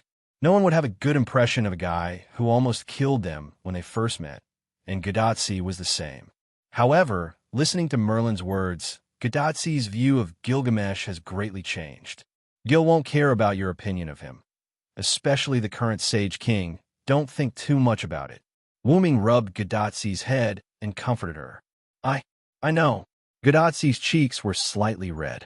Even after experiencing 6 singularities, Gadatsi was still an immature and cute little girl. Then, Wu Ming looked at Merlin and restarted the topic. If I didn't guess wrong, the result should not be ideal. That's right. We sacrificed 8 servants to kill 3 demonic beast commanders. Sacrificed 8 servants. Matthew's eyes widened. Only 3 demonic beast commanders. Gadatsi couldn't help but stand up and hit Wu Ming behind her. This result is too unsatisfactory. Chaldea's Roman couldn't help but make a helpless sound. Even Leonardo da Vinci, who was always smiling, couldn't smile at this moment. In addition to Merlin and Wu Ming, who proposed that the result was not ideal, only Anna didn't have any emotional or physical fluctuations, but Anna's heart was probably not calm at this moment. Including the one that was sacrificed in the Uruk, the result was that a total of 9 servants were sacrificed, but only 4 demonic beast commanders were killed, and there were still 6 demonic beast commanders alive. Even so, there should be more than 2 servants in the Uruk. Wu Ming asked again. Gadatsi and Matthew were stunned again. The result is so miserable because Merlin deliberately said that to let you hear it. As Merlin said before, the next topic will be more cruel. In short, Merlin did it deliberately. As Wu Ming spoke, he glanced at Merlin, who was wearing a mischievous smile. And there's one thing I'm sure of. Merlin definitely won't participate in the decapitation operation, so he won't be one of the surviving servants. In that case, the number of servants left in Uruk must be more than 2 mounts. And since there were more than 2 servants left, how could there be only 3 servants left? There must be more than that. Ha ha, well said, you are indeed my best friend. At this moment, there are still 10 servants left on the human side. There are still 10 servants left. This number is very optimistic for the current situation. This time, it was Roman's voice. Roman is right. After all, there are only 7 servants in the ordinary Holy Grail War. Wu Ming said in agreement. Then, Wu Ming looked at Merlin again. But you should have counted me, Merlin. Of course, after all, you are indeed a servant on our side, aren't you? Sure enough, Merlin was still the strongest when it came to trickery. Matthew and Gadatsi looked at each other. If that was the case, it was really bad. Perhaps Matthew, Anna, and even the leopard man were also included. But it seemed that Merlin was right. In short, let's talk about the remaining servants in addition to the few of you here. As the saying goes, know yourself and know your enemy, and you will never be defeated. First of all, one must be know yourself. In addition to you, me, Matthew, and Anna, there are Quetzalcoatl, Leopard Man, Leonidas I, who is in charge of defense in the North Wall, Nawakamaru and Yuzusobo Benkei, who are in the Uruk under the command of King Gilgamesh, and the last one, Zhuge Kongming. Zhuge Kongming. Chapter 905. Mr. Merlin, are you talking about Zhuge Kongming? Is it the military advisor from ancient China? Gadatsi and Matthew asked Merlin. Yes, it is the military advisor of the Shu Kingdom in ancient China, Zhuge Kongming. And the defense plan for the Uruk and the surrounding areas that were not invaded by the demonic beasts was discussed by King Gilgamesh and Zhuge Kongming. After thinking about it carefully, it was indeed a reasonable explanation. After all, if it was really all up to King Gilgamesh, and he had to think about so many problems, he might really die from overwork. I heard that the military advisor had been guarding the Shu kingdom until his death, not letting it be annexed by the powerful Wei kingdom. It seems that Mr. Kongming is quite good at defense. In Matthew's view, being able to resist the demonic beasts in a situation where the human forces were so weak and the people in the Mesopotamia could survive and even live in peace and contentment, not only highlighted the military advisor's resourcefulness, but also reflected the military advisor's achievements in guarding the Shu kingdom until his death. Having said that, don't forget about the king of the Uruk who wanted to carry the world on his back, Matthew. Maybe Zhuge Kongming did play a big role, but Gilgamesh's role was certainly not less than Zhuge Kongming's. Villo Sr. is right. To be able to summon so many servants to resist the demonic beasts and establish the North Wall, King Gilgamesh is indeed not as good as Zhuge Kongming. It was not an exaggeration. In Wu Ming's view, even without Zhuge Kongming, Gilgamesh could still resist the attack of the demonic beasts and still ensure that the people under his rule could live in peace and contentment. But the price may be accelerated to death from overwork. By the way, we also met Zhuge Kongming when we were in the Winterwood Singularity. Do you remember Assassin? I don't know if it's the same person. Gadatsi thought of a Zhuge Kongming who used the modern magician's body in the Winterwood Singularity. Maybe it's the real Zhuge Kongming Sr. Matthew also discussed with Gadatsi. However, whether it was the pseudo-servant Zhuge Kongming or the real servant Zhuge Kongming, they were the same person, just different in appearance. Mr. Merlin, what kind of person is Zhuge Kongming? Matthew turned to look at Merlin. As the court magician of King Gilgamesh, Merlin should know the situation of Zhuge Kongming. Unfortunately, I only know that Zhuge Kongming is a person wearing a China-style robe. Because I was often asked to run errands by King Gilgamesh, I didn't have much contact with Zhuge Kongming. To put it simply, Merlin didn't know who was in Castor's team. So, Matthew nodded, indicating that he understood. Since it's a China-style robe, it's probably the real Zhuge Kongming. Gadatsi judged. Maybe there will be a situation like Matthew. Wu Ming interjected.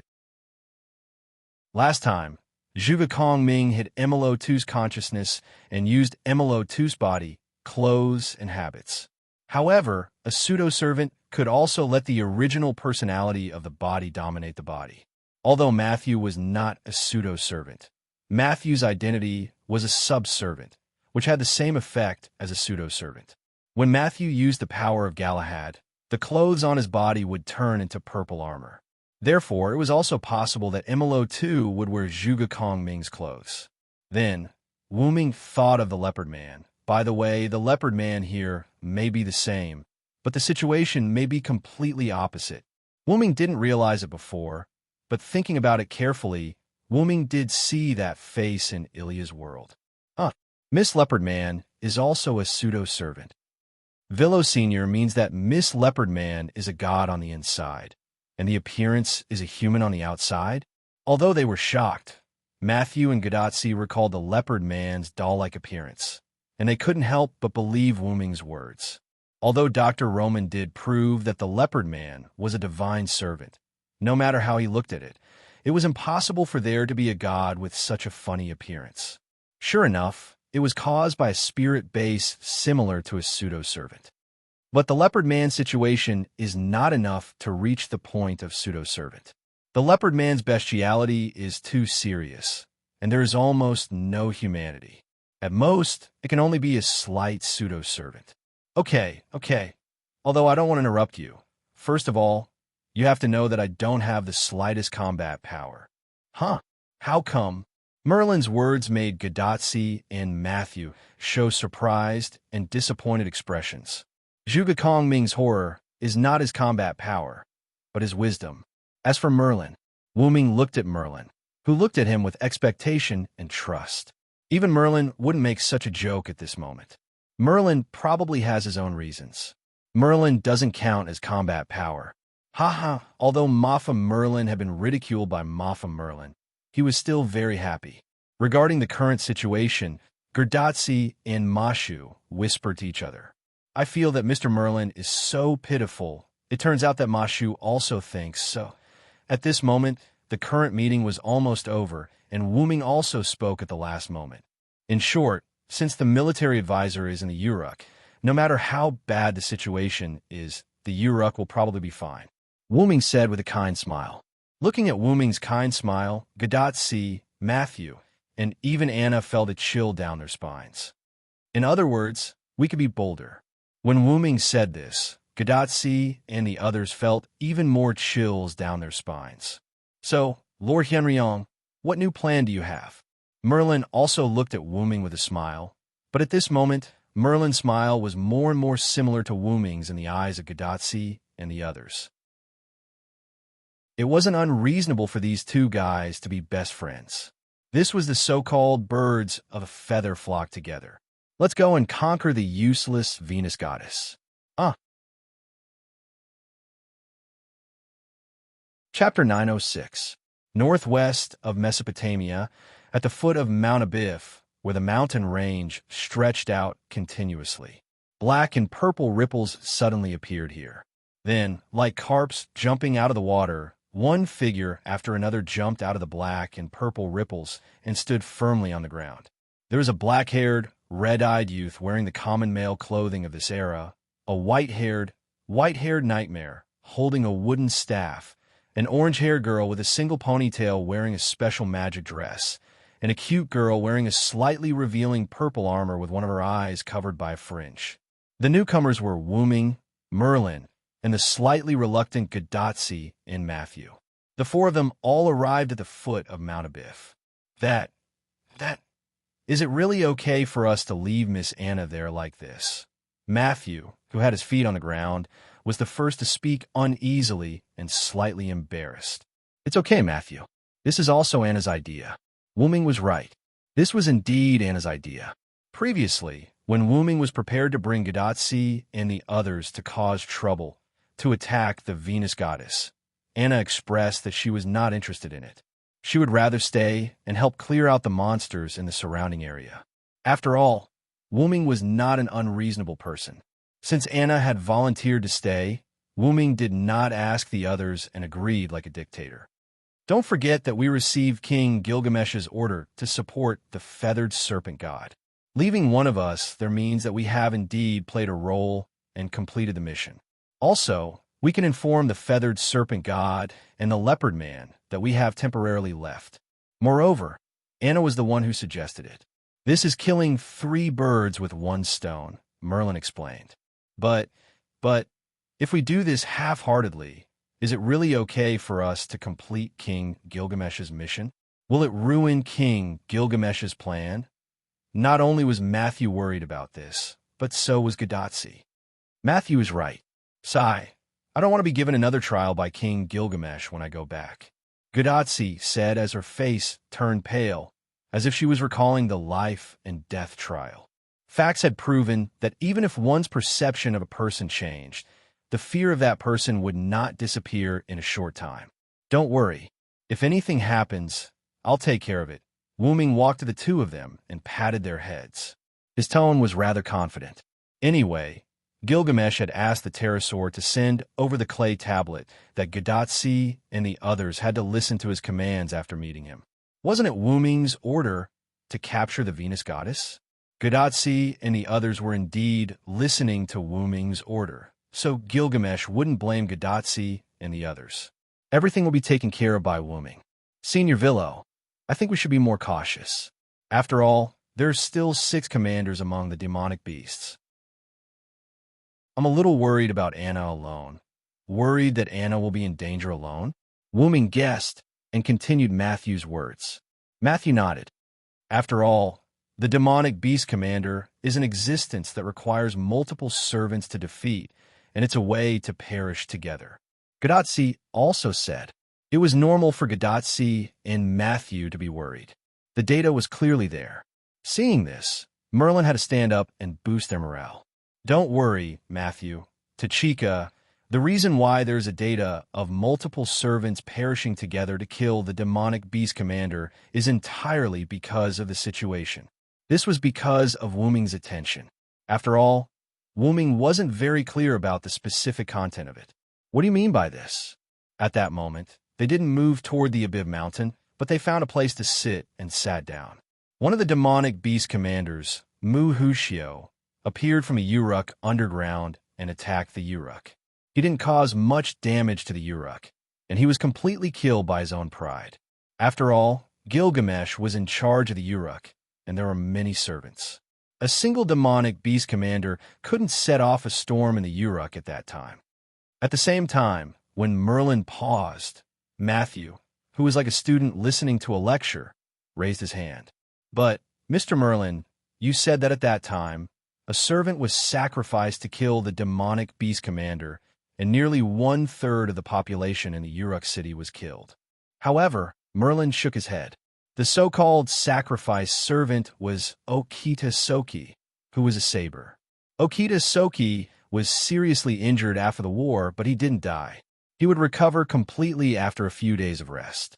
However, Okita Soki's skill, Frail, was activated at that time. At this point, Merlin paused and did not continue.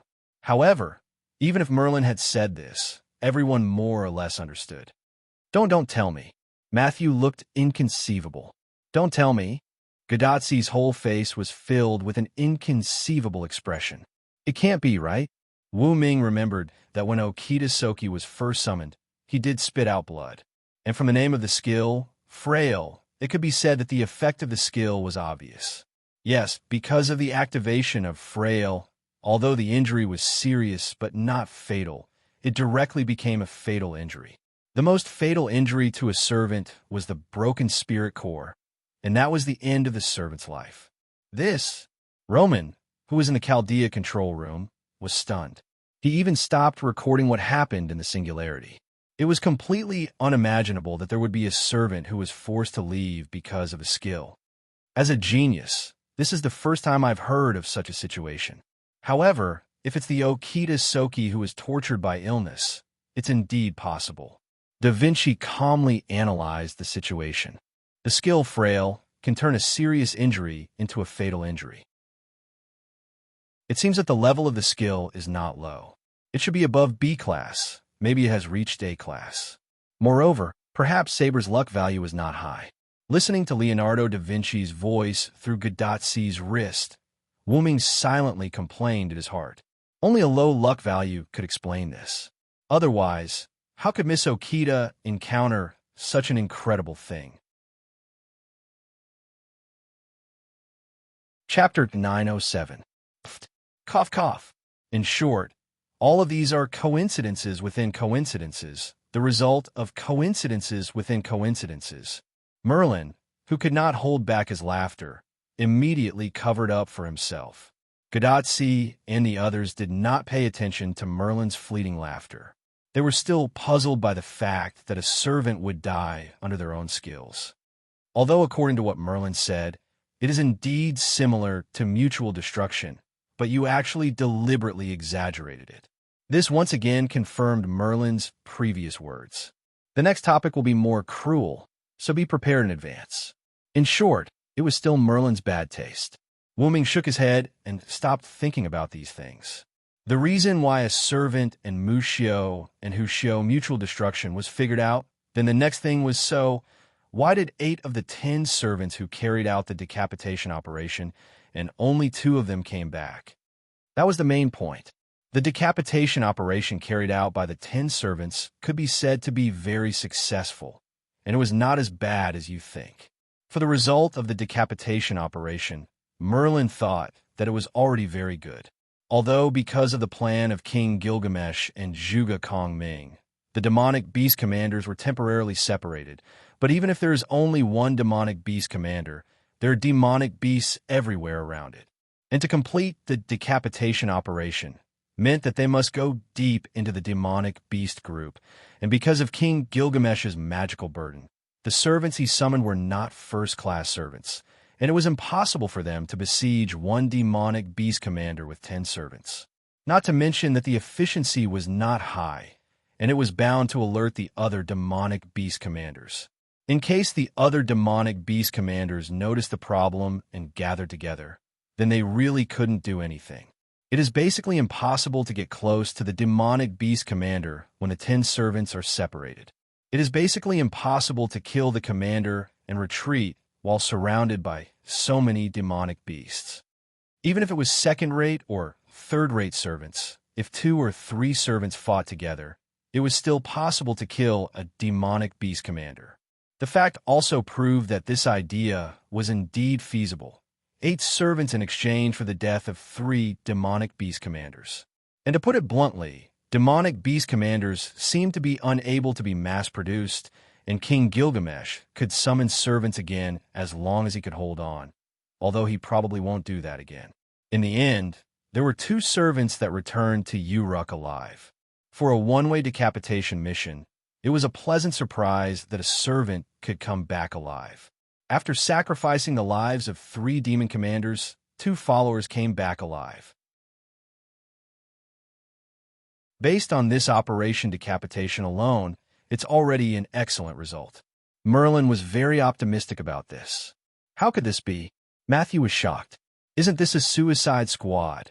Gadotsi vividly interpreted the essence of the beheading operation. Indeed, King Gilgamesh didn't expect the 10 servants to come back alive. King Gilgamesh assigned this task with the consent of the servants, and they were also very willing to serve as a suicide squad in order to give hope and a future for mankind. Merlin said the truth indifferently. This is too cruel. Matthew's eyes were full of sadness again. Although it was cruel, Matthew really couldn't refute it. Was this the so-called necessary sacrifice? Humans couldn't deal with demonic beast commanders. Only servants could. And combined with the situation at that time, they could only send servants to the depths of the demonic beast to carry out the decapitation operation. However, even so, in the face of another sacrifice, Matthew still couldn't look at this problem calmly. Matthew, in a war, anyone sacrifice is just a number. This is the essence of war. In the past, he, Artoria, and many knights of the Round Table led countless knights to fight in the north and south, and it could be said that he had already seen through the essence of war.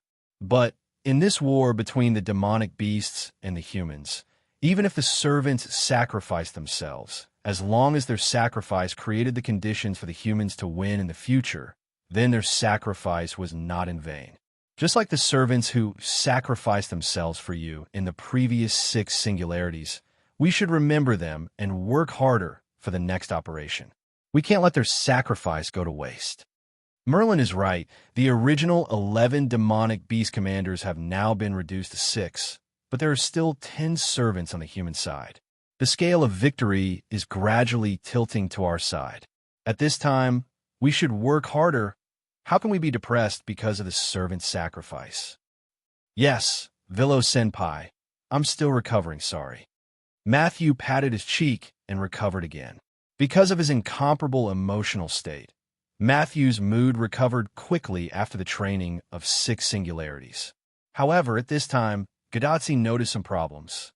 Wait a minute, why are there still 6 demonic beast commanders left? Didn't we defeat 4 in total? It stands to reason that there should be 7 demonic beast commanders left, right? This was something that Matthew didn't notice. Gadotsi counted his fingers and thought to himself, could it be that he had miscalculated? This is my negligence. When I came here before, I encountered a demonic beast commander and killed it, so there are 6 demonic beast commanders left. Indeed, only Wuming and Merlin knew about the death of the prototype Yelidim. After that, the 2 of them didn't talk about it, so it was normal that Gadotsi didn't know about it. Wait a minute, was the previous light beam caused by Vilo? Roman's incomparably shocked voice came from Gadotsi's bracelet, and Wuming could imagine Roman's expression at the moment. That guy was different from the other demonic beasts, so I paid a little attention to it, but I overdid it. Wuming smiled a little embarrassedly. Gadotsi, Matthew, Roman, and Leonardo da Vinci fell into a state of shock. Ha! Lord Hyunryong overdid it a little, but it's very scary. Only Merlin smiled at the side. Forget it, The Knights of the Round Table could be Uruk Hyunryong, so it's not surprising that you can kill a demonic beast commander alone. It's not alone. That Yulidum has quite a few mass-produced Yulidum by its side. Although Wuming really didn't care about them, they were indeed destroyed by the aftermath of Wuming's attack. Sure enough, Senior Villo is really strong. I think so too, Matthew. The conversation between the two had other meanings, and Wuming was still a little unaware.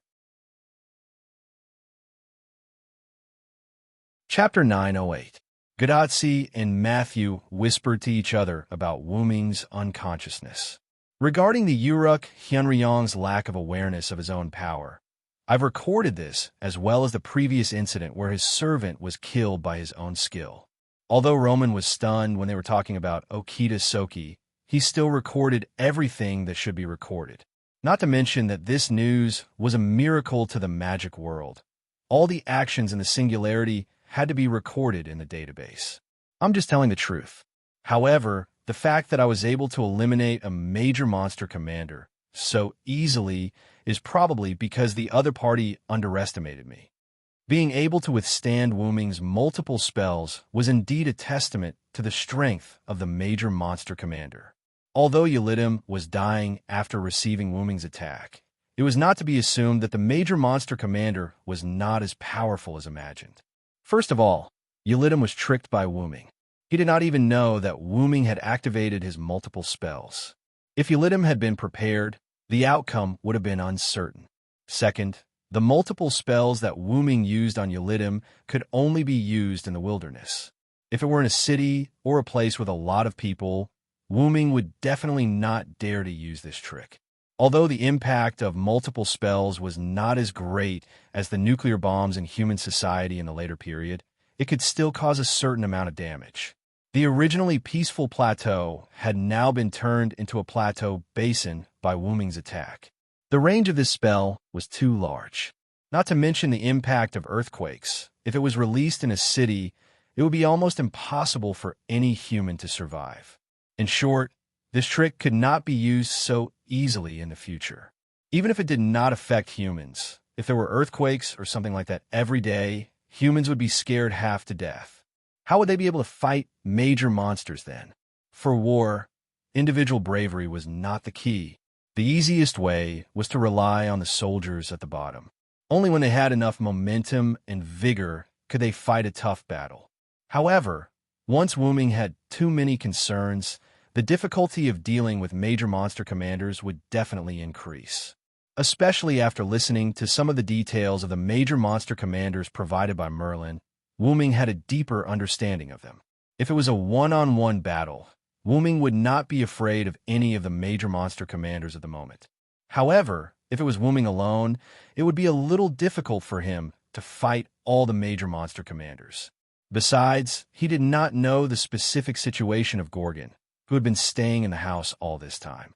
Wuming's plan might fail. However, he couldn't put too much pressure on a magical beast. He had to learn to grasp the principle that going too far was as bad as falling short. He could not underestimate the enemy, nor could he pay too much attention to the enemy. This way, he could pay attention to the enemy without too much pressure and achieve the best results. One thing is clear now. Merlin, you deliberately exaggerated the current situation. It's obviously not to that extent yet. There should be a limit to your jokes. Gadotsi and Matthew, who agreed with Wuming's words, nodded, and then looked at Merlin with indifferent eyes. I'm just trying to make everyone feel more threatened. Why are you treating me like a bad guy? Alas, it's hard to be a good person. Gadotsi and Matthew were a little moved by Merlin's words. Moreover, if Wuming did not know Merlin well, Wuming might have been deceived too. In short, although the major monsters are very powerful, our forces are not weak either. You don't need to worry about Anna. After all, that is the territory of the Quetzalcoatl.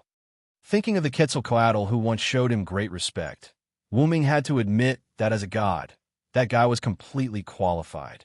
Don't underestimate the Quetzalcoatl. With the Quetzalcoatl, unless Tiamat appears in person, the southern jungle will be a very safe place. Yes, we understand. Gadotsi and Matthew stood up and saluted Wuming, like primary school students who listen to their teacher. Then, let's go and head to the temple of Abiff Mountain. Then, the four of them set off to climb Abiff Mountain. As they walked all the way up the mountain road, Matthew took the lead and asked, "By the way, is the goddess of Venus in the temple on this mountain?"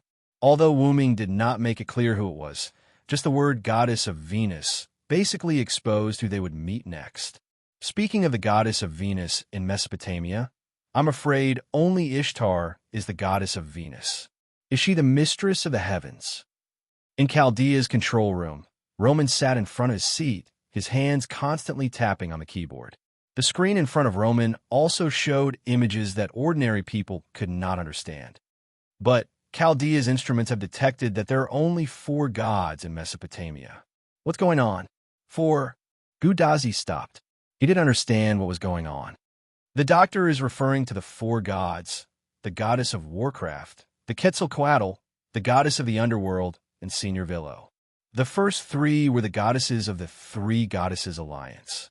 Although Wu Ming did not say much, his spiritual base also belonged to the Uruk Hyunryong. But Assassin said that there is a goddess on this mountain. So, shouldn't there be 5 gods? Gudatsi subconsciously looked at the top of the mountain, where she could vaguely see the shadow of the temple. I'm also wondering about this. On the big screen in front of Roman, 5 dialogue boxes appeared. The goddess of warcraft, the Quetzalcoatl, the goddess of the underworld, and the Uruk Hyunryong each occupied a box, but the last box was a series of question marks. Is it possible that the divinity is not strong enough, so it can't be detected? Matthew asked. The leopard man they encountered before was also a god, but if they didn't encounter him, Chaldea's instruments couldn't detect his existence at all. Only gods with strong divinity, like the goddess of warcraft and the Quetzalcoatl, could be detected by Chaldea's instruments without contact. That's impossible. Ishtar is the mistress of sky. Even if she is a pseudo-servant at the moment, her divinity can't be that weak.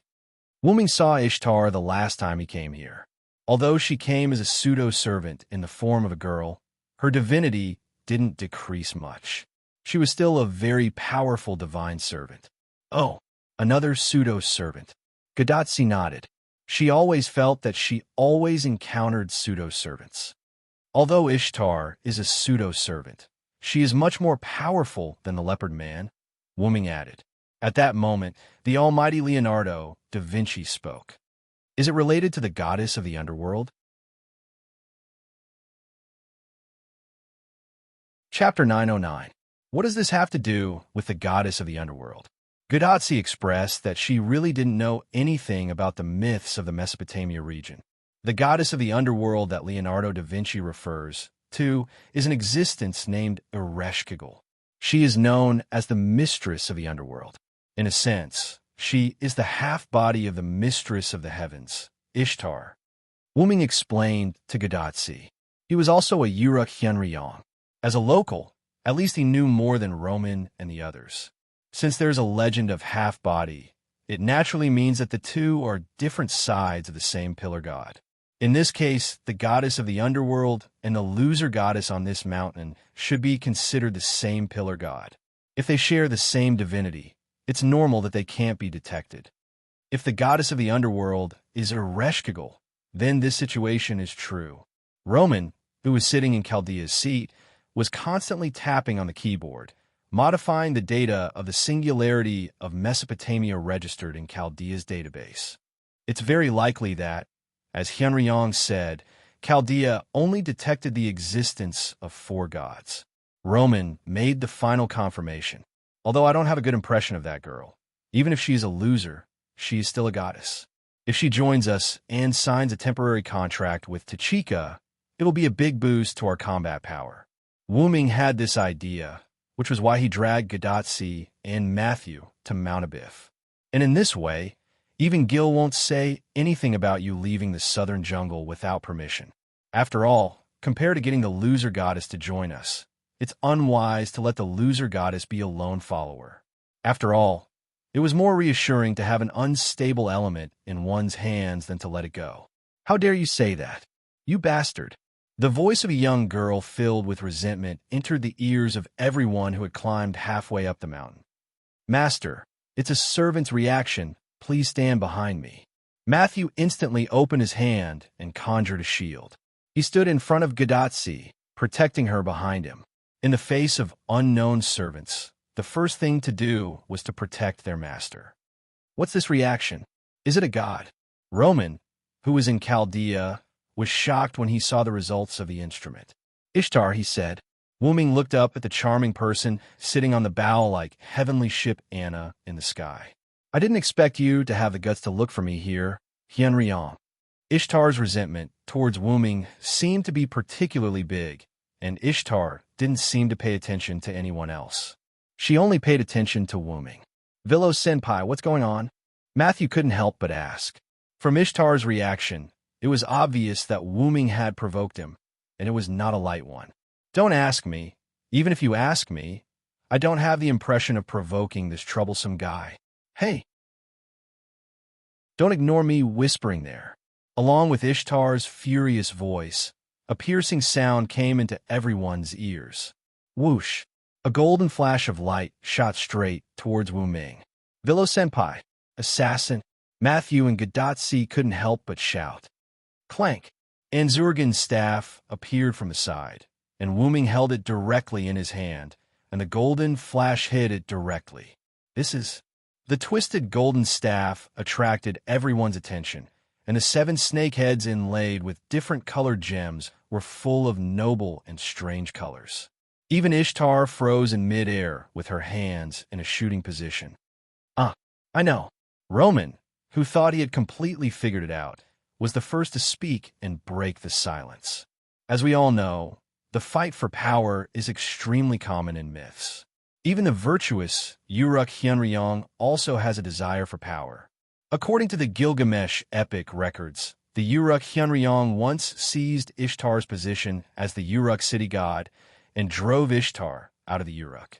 There are also many small stories that have been investigated by many scholars and experts. Although various experts and professors have different opinions, there are many parts that are worth referencing. For example, Uruk Hyunryong seized other things from Ishtar. When Roman said this, Wuming more or less understood what he was trying to say. The staff in Hyunryong's hand is obviously consistent with the 7-headed warhammer staff that belonged to Ishtar in the myths. So, it's probably because the Uruk Hyunryong seized a lot of things from Ishtar that caused Ishtar to hate the Uruk Hyunryong. Roman explained with confidence. Gadotsi and Matthew nodded as if they had suddenly seen the light.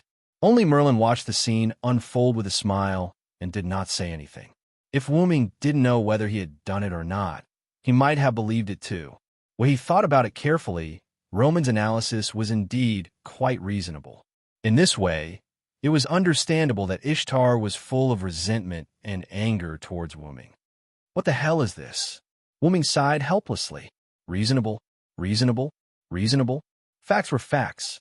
This was something that couldn't be said carelessly. Wuming didn't steal anything from Ishtar at all. Well, the idea of stealing the Uruk city guardian was also nonsense. However, Wuming could more or less understand why all of this turned out like this. Wuming, who didn't like Ishtar, did drive Ishtar away in the past. But that was only because Ishtar had done something that he couldn't do, so Wuming did that. And Ishtar would come back soon because she couldn't do without the tributes from the citizens, such as gems, gems, gems, gems, and so on. Perhaps it was because he had driven her away too many times. Coupled with the fact that the records of later generations weren't perfect, the story was gradually changed into that Uruk Hyunryong stole the position of the Uruk city guardian from Ishtar. Wuming also understood. After all, the various myths in modern times were the result of people's exaggerations in history. As for the so-called 7-headed warhammer staff, it was purely because it was similar. It wasn't Ishtar's staff at all. But did Ishtar really think so? Yes, that's right. I'm talking to you, Hyunryong. Give me back my 7-headed warhammer staff. At this moment, Ishtar didn't care whether what Roman said was true or not. She was going to make the best of it. She had her eyes on the gorgeous staff.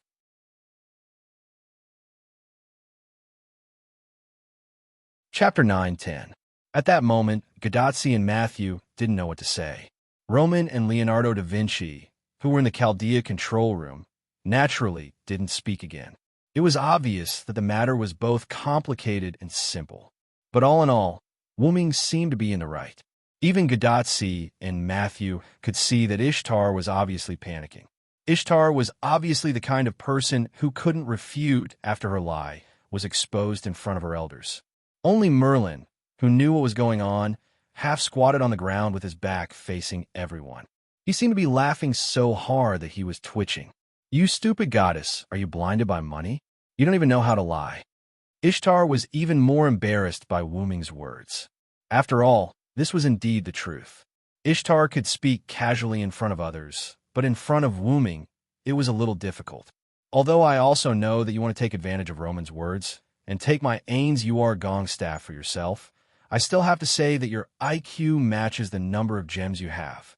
Finally, Wuming shouted a sentence. "You shameless loser and stupid goddess. Reflect on yourself." The roar like a dragon resounded through the sky, and Gadazzi and Matthew couldn't help but cover their ears. The magic contained in Wuming's voice even interfered with the communication between Chaldea and Gadazzi. In short, although Wuming's voice couldn't spread to the Uruk, it was not a problem for it to spread to the entire Abyss Mountain. However, no matter who was right or wrong in this matter, Wuming's voice was a disaster not much worse than social death for Ishtar. Damn Hyunryong. As if she had lost her mind, Ishtar hugged her head with both hands, and her eyes lost their focus. She sat on horse Anna and swayed as if she was about to fall off. Seeing this scene, the innocent little angel Mashu quickly reminded Ishtar. After all, Ishtar really looked like a daughter who couldn't do anything if no one took care of her. "Miss Ishtar, please be careful. It's dangerous." Matthew's words made Ishtar stunned, but then she also recovered from the torture given by Wuming. "Don't worry, I won't fall off horse Anna." Ishtar flipped her hair as she spoke. Her whole person was full of charm, which was very much in line with her image as the mistress of the heavens, if the terrible scene from before was ignored.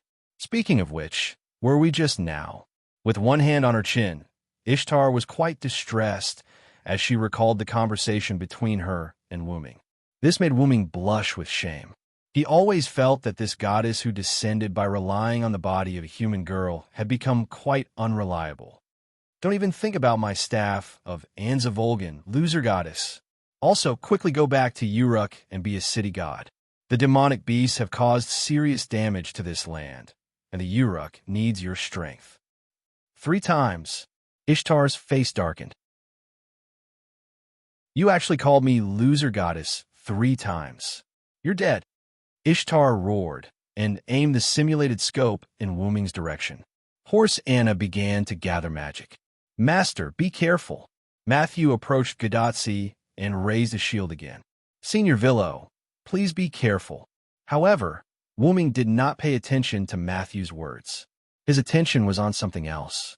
Wuming had said loser goddess more than 3 times, but Ishtar had only heard it 3 times.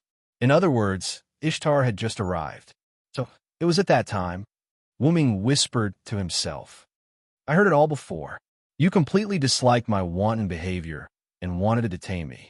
I won't listen to you and sign a temporary contract with the human master over there." Wuming's heart sank. Sure enough, Ishtar had heard what he said at that time. "Can you be considered the mistress of the heavens like this? Ishtar, when your father and the others disappeared, you only know how to run away. I prefer the stubborn and mischievous goddess of the past who could be straightforward and stupid and not the current loser goddess. You're a disgrace to the title of mistress of the heavens. I think you might as well stay in the border area of the Mesopotamia until we save this world. Loser goddess." Gadazzi and Matthew both looked at Wuming in shock. They were shocked that Wuming could say such harsh and mocking words. Even Merlin, who had been released from his stomach ache from laughing state, became slightly more serious. At the same time, the atmosphere at the scene became very oppressive. It was like a precursor to a volcanic eruption. However, since it was called a precursor, it meant that there was no danger at the moment. Tianzhou horse Anna's magic cannon muzzle also stopped condensing magic. What did you say? Ishtar was provoked by Wu Ming's words.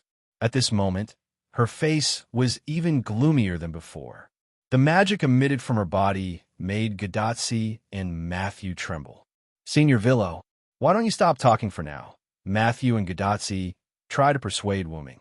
After all, it was not a wise thing to unilaterally anger the other party, was it not? However, this was the effect Wu Ming wanted. As the mistress of the heavens, Ishtar also had a very strong self-esteem, except when it came to gems. Through this aspect, he could well control the angry Ishtar. Of course, there was also a chance that it would make the other party even more furious. Next, it was time to see how Wu Ming would turn the situation around. I'm telling the truth. If you were Father God and the others, you would definitely take the initiative to clean up the magic beasts raging on the earth and protect the humans who believe in the gods. And you, if I'm not wrong, in addition to driving Tianzhou horse Anna around, you would definitely only go to a sparsely populated place like the ranch to kill a few magic beasts and then sweep away the ranch owner's money, Ishtar. Wu Ming's words made Ishtar's face turn red instead of exploding. The magic stagnant at Ma Anna's muzzle also dissipated. What are you talking about? How could I do that? I'm just taking the offerings from the ranch owner. In other words, you did do that. This time, it was Wu Ming's turn to be gloomy. How thick-skinned must she be to do such a thing? Squeak. Seeing Wu Ming like this, Ishtar seemed to be frightened and let out a strange cry. Gadotsi, Matthew, and Roman and Leonardo da Vinci, who were in Chaldea's control room, looked like they had seen a ghost.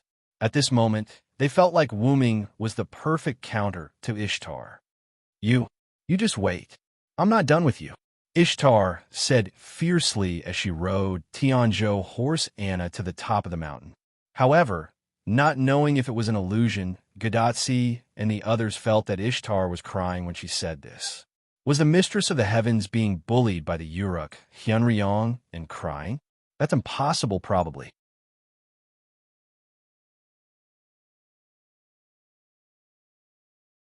Chapter 9:11. While everyone else was entangled by these messy matters, only Merlin was paying attention to Wu Ming with a clear mind. He felt that Wu Ming's expression at the moment was a bit similar to how he felt when he faced Artoria.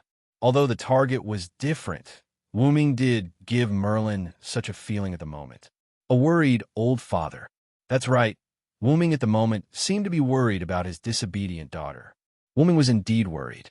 Everyone in Mesopotamia knew that Ishtar was spoiled by the gods. Although she was a good god, she always did evil things. Back then, the reason why Wu Ming came to the Uruk was mainly because Wu Ming was tricked by Morgan Le Fay. By chance, he forcibly unlocked the bloodline of the Origin of Dragon, allowing Wu Ming to use the body of the Origin of Dragon when he was still a minor. However, at that time, Wu Ming was too accustomed to the body of the Origin of Dragon, and the awakening of the bloodline was not perfect. He could not control the body almost perfectly like Wu Ming now. In any case, Wu Ming awakened the Origin of Dragon by accident. In addition, Wu Ming was indeed injured at that time. Otherwise, Wu Ming would not have hidden to recuperate and use the statue that people made for him as his eyes to observe the Uruk. After that, Wu Ming used this eye to observe Ishtar's series of evil deeds. Wu Ming did not hate Ishtar, or rather, Wu Ming did not hate anyone, provided that no one provoked him. As long as no one provoked him, everything was fine. Wu Ming's attitude towards Ishtar was the same. As long as Ishtar did not provoke him, he would not pay attention to Ishtar. However, things did not go as planned. Ishtar would do some troublesome things from time to time. Not only did she easily provoke Wu Ming, but the Uruk citizens also always prayed to Wu Ming.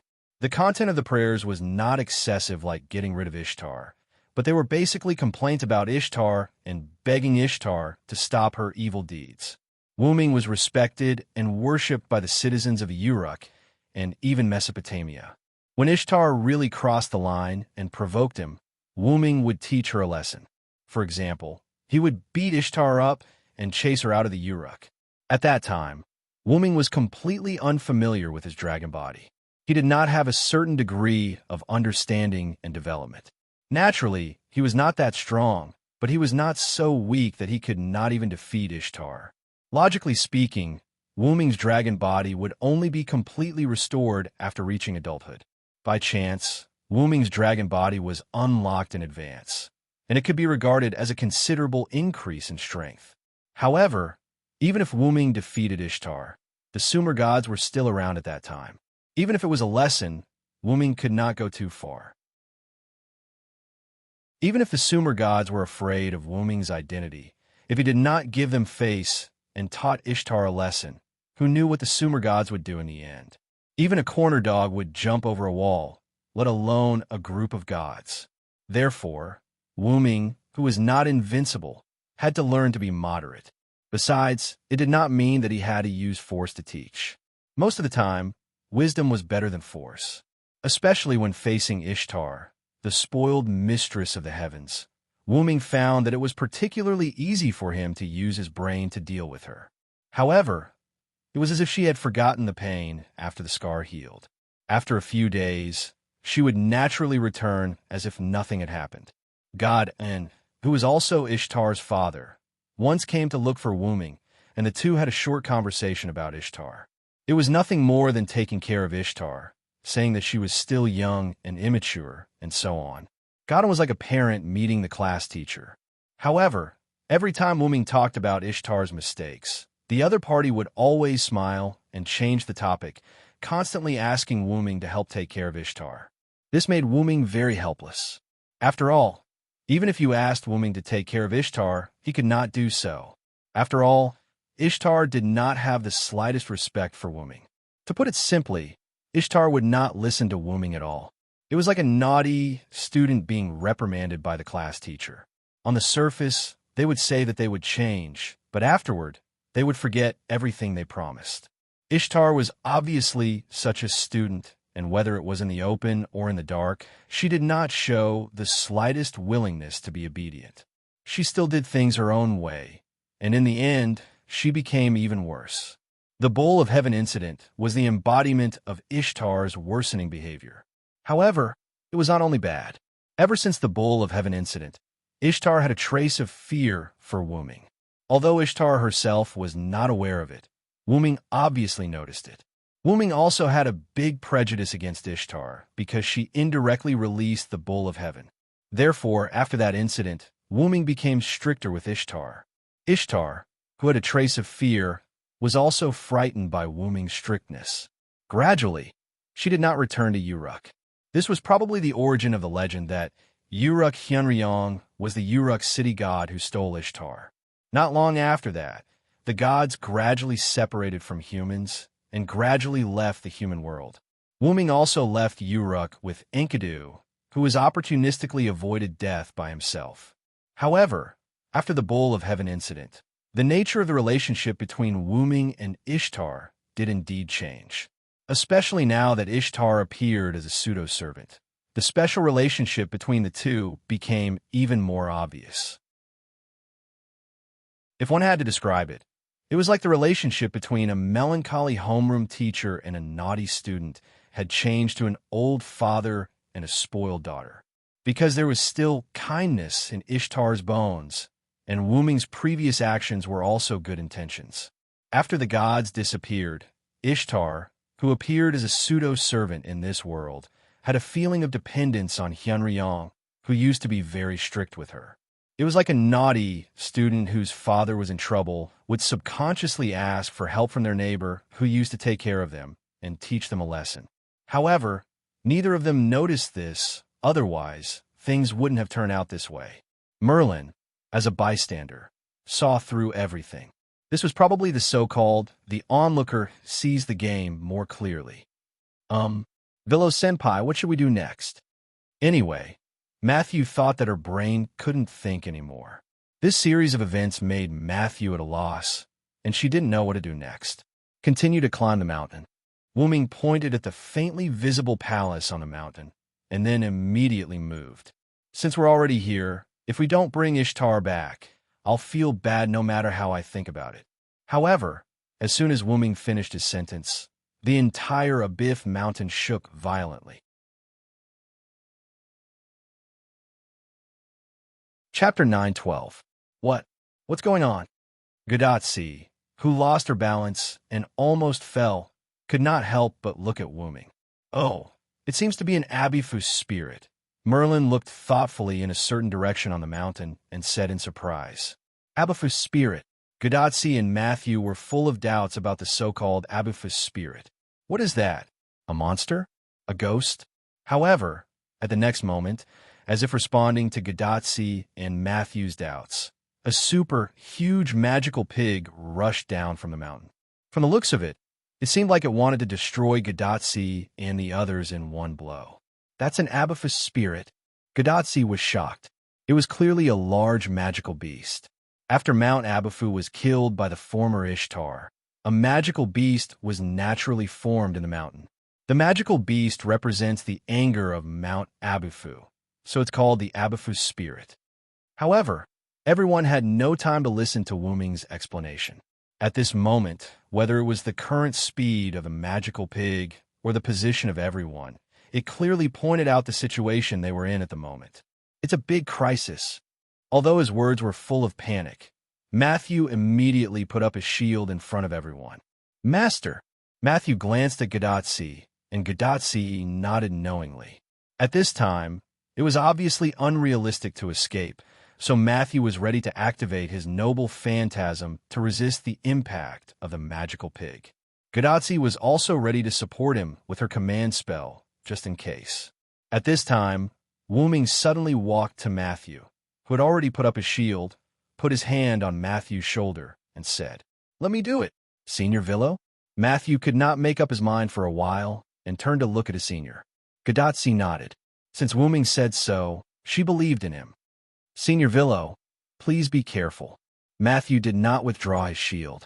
After talking to Wuming, he returned to Gadatsi's side. Even with the protection of Senior Villo, he can't relax. He still has to protect his senior. Assassin, how are you going to deal with it? Gadatsi looked at the magical pig that was getting closer and closer, and looked at Wuming with a little panic. Tachika, do you know that I'm partly responsible for the reason why Mount Abifu was killed by Ishtar? As if reflecting this sentence, when a bifling saw Wuming standing at the front, it became even angrier and even sped up a little. You're also partly responsible? Gadatsi was stunned. You can say that I didn't save him.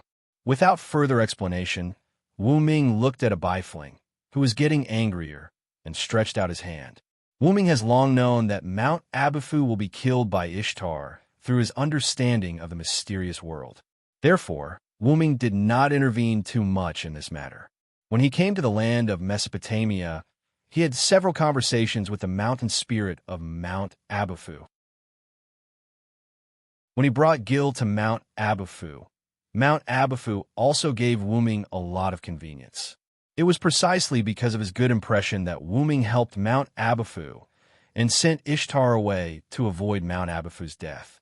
However, when the Ishtar in the parallel world learned about Gilgamesh's gender, her anger affected Mount Abifu, and Wuming's inaction was also a factor. Although that happened in the parallel world, it will be similar in this world. What happened in the parallel world where Wuming is in, other parallel worlds will definitely be affected to a certain extent. Wuming knows in his heart that the suppression force of the M-shaped moon world will definitely do this. Therefore, when facing the angry Abifu in this parallel world, Wuming had a strange feeling.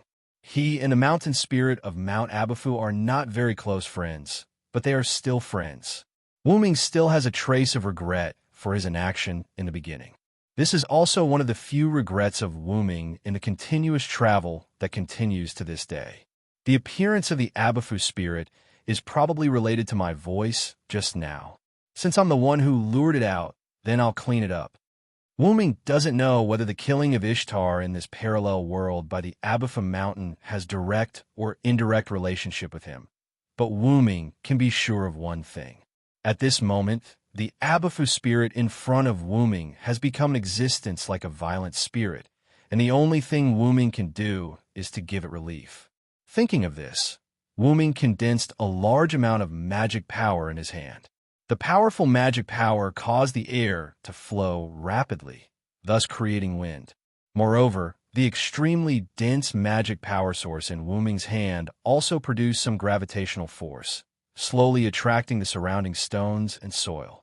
Seeing this, Merlin's expression changed. Merlin is not interested in anything else but the move Wuming is about to use. This magic power. Roman and Chaldea also saw the data results from the detection instrument and made a shocked sound. Could it be? Immediately afterward, the magic power source in Wuming's hand that had reached the limit of density suddenly compressed. In an instant, a high-intensity hurricane spread from Wuming's palm to the surroundings, blowing Merlin's clothes. Gadotsi and Matthew were also unable to open their eyes because of the strong wind pressure. In the next second, a beam of light full of magic power and the size of a huge wild boar that was the incarnation of the Abafu spirit instantly shot towards the Abafu spirit that rushed in front of Wuming. The Abafu spirit was swallowed by the beam of light without any preparation and without any sound. Then, the beam of light burst into the sky with the movement of Wuming's arm. The beam of light disappeared, the wind pressure disappeared, and Gadotsi and Matthew also opened their eyes. The Abafu spirit had already disappeared, leaving only a charred trace that rushed along the ground to the mountain. Walala, extremely fine sand, stones, and soil fell from the sky, which was the debris attracted by the gravity generated by the magic power source. Wait a minute. Was that just a simple magic cannon? Roman's shocked voice came out from Gadotsi's wrist again. Magic cannon? Gadotsi asked in confusion. It's a magic trick where pure magic is processed, transformed, and strengthened to shoot at the enemy in the form of bullets or cannonballs. It's called Magic Bullet, and Magic Cannon can be understood as a luxurious upgraded version of Magic Bullet. Whether it's strength or range, it's improved by more than a little. Merlin kindly explained. The upgraded version of Magic Bullets, Assassin, is really powerful. I've only just learned how to release ordinary magic bullets after a long time of practice. Gadotsi scratched the back of her head embarrassedly. You can't compare with him. Magic Cannon has high requirements in fine operation and magic power. The former is fine, but almost no human can meet the latter.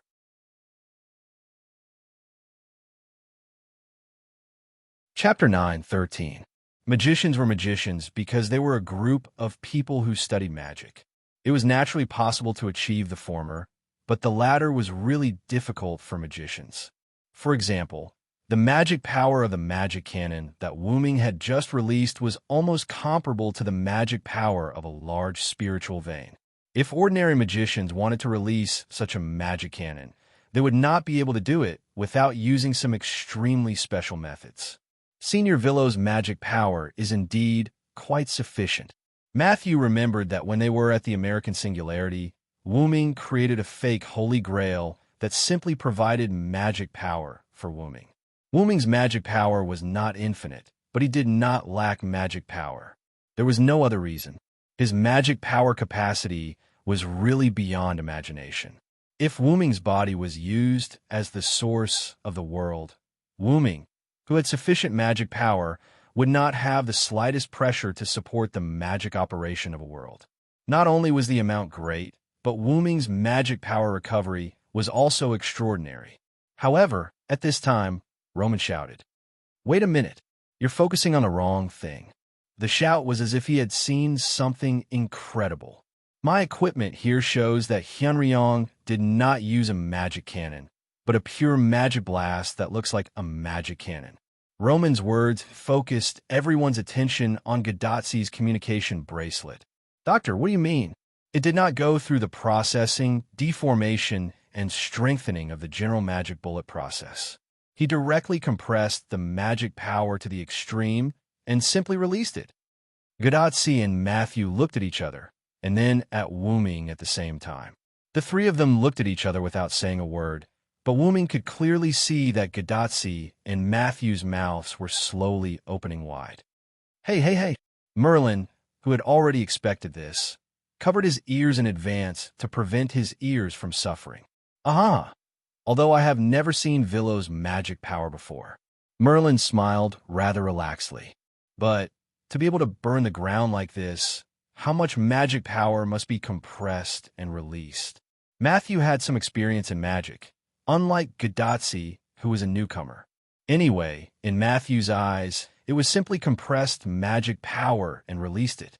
Without magic modification, it would not be able to create such a scene. Although many servants had the skill mana release, they could not create such a scene that looked like it was bombarded by a supergiant electromagnetic cannon. Mana release was a skill that allowed the user to release the mana stored in their body for a split second. It was a good choice for both damage and movement speed. Moreover, some servants also had obvious magic attributes. In that case, mana release could achieve different effects. For example, take Karna as an example. As a servant, the attribute of his skill, mana release, was flame. By releasing a large amount of magic power from the soles of his feet in an instant, the flame produced by the magic power could promote Karna to rise, thus achieving the effect of flight. By controlling the magic power intermittently, it could achieve the effect of hovering in the air. That was the advantage of mana release with obvious attributes. Although the ordinary mana release could also achieve this point, the ordinary mana release was indeed not as good as the mana release with the flame attribute. And Wu Ming's magic power did not have any attributes. It was just pure magic power. However, whether it was magic power with or without attributes, it was extremely difficult to create such a scene in front of Gadotsi and others. Mana release, with such a large range, required magic power that not everyone could have. In short, ordinary people and even servants did not have enough magic power.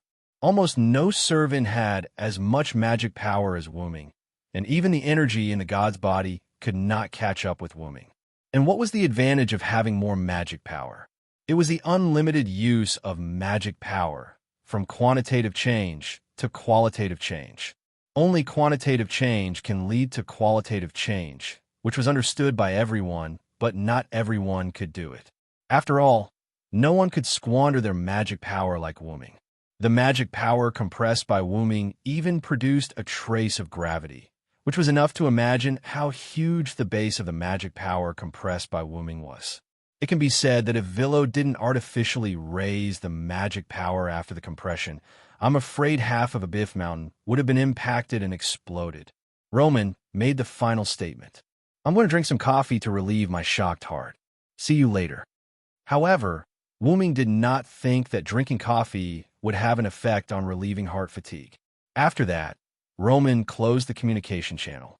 Matthew saw that Roman's voice no longer came out of the communication bracelet, so he raised his head and looked at Wu Ming. Matthew swallowed his saliva to show that he still hadn't recovered from the shock just now. Gadotsi was not affected much. By the way, assassin, what will happen if you blow yourself up? Gadotsi suddenly asked a question, which also attracted Matthew's attention. The explosion will probably affect the range between here and the Uruk.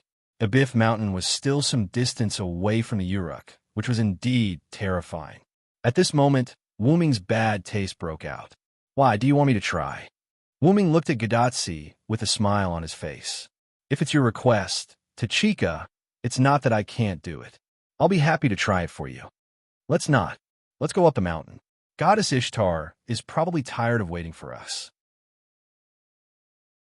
Gadotsi immediately waved her hand, but the trace of sweat on her forehead still showed a trace of panic in the girl's heart.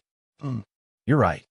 We pretended to think for a moment, then turned around and continued climbing the mountain. When we passed by the scorch marks on the mountain, Gadotsi and Matthew couldn't help but take a few more glances. If they were hit by this cannon, it would indeed be terrifying. The two thought of the angry Ibif spirit. It was really pitiful, then the two rejoiced. Fortunately, when they fired the magic cannon just now, they didn't aim it at the mountain. Otherwise, I'm sorry, Tachika, Matthew, the mountain path opposite us is broken in half, and we can't use it, Wu Ming, who was walking in front, suddenly said. Maybe it was affected by the magic cannon. Anyway, we can't use it for a while. Okay, let's pretend that they didn't say anything. Wuming looked at Gadotsi and Matthew, then looked at Merlin, and made a decision in his heart that made Merlin feel a little uneasy.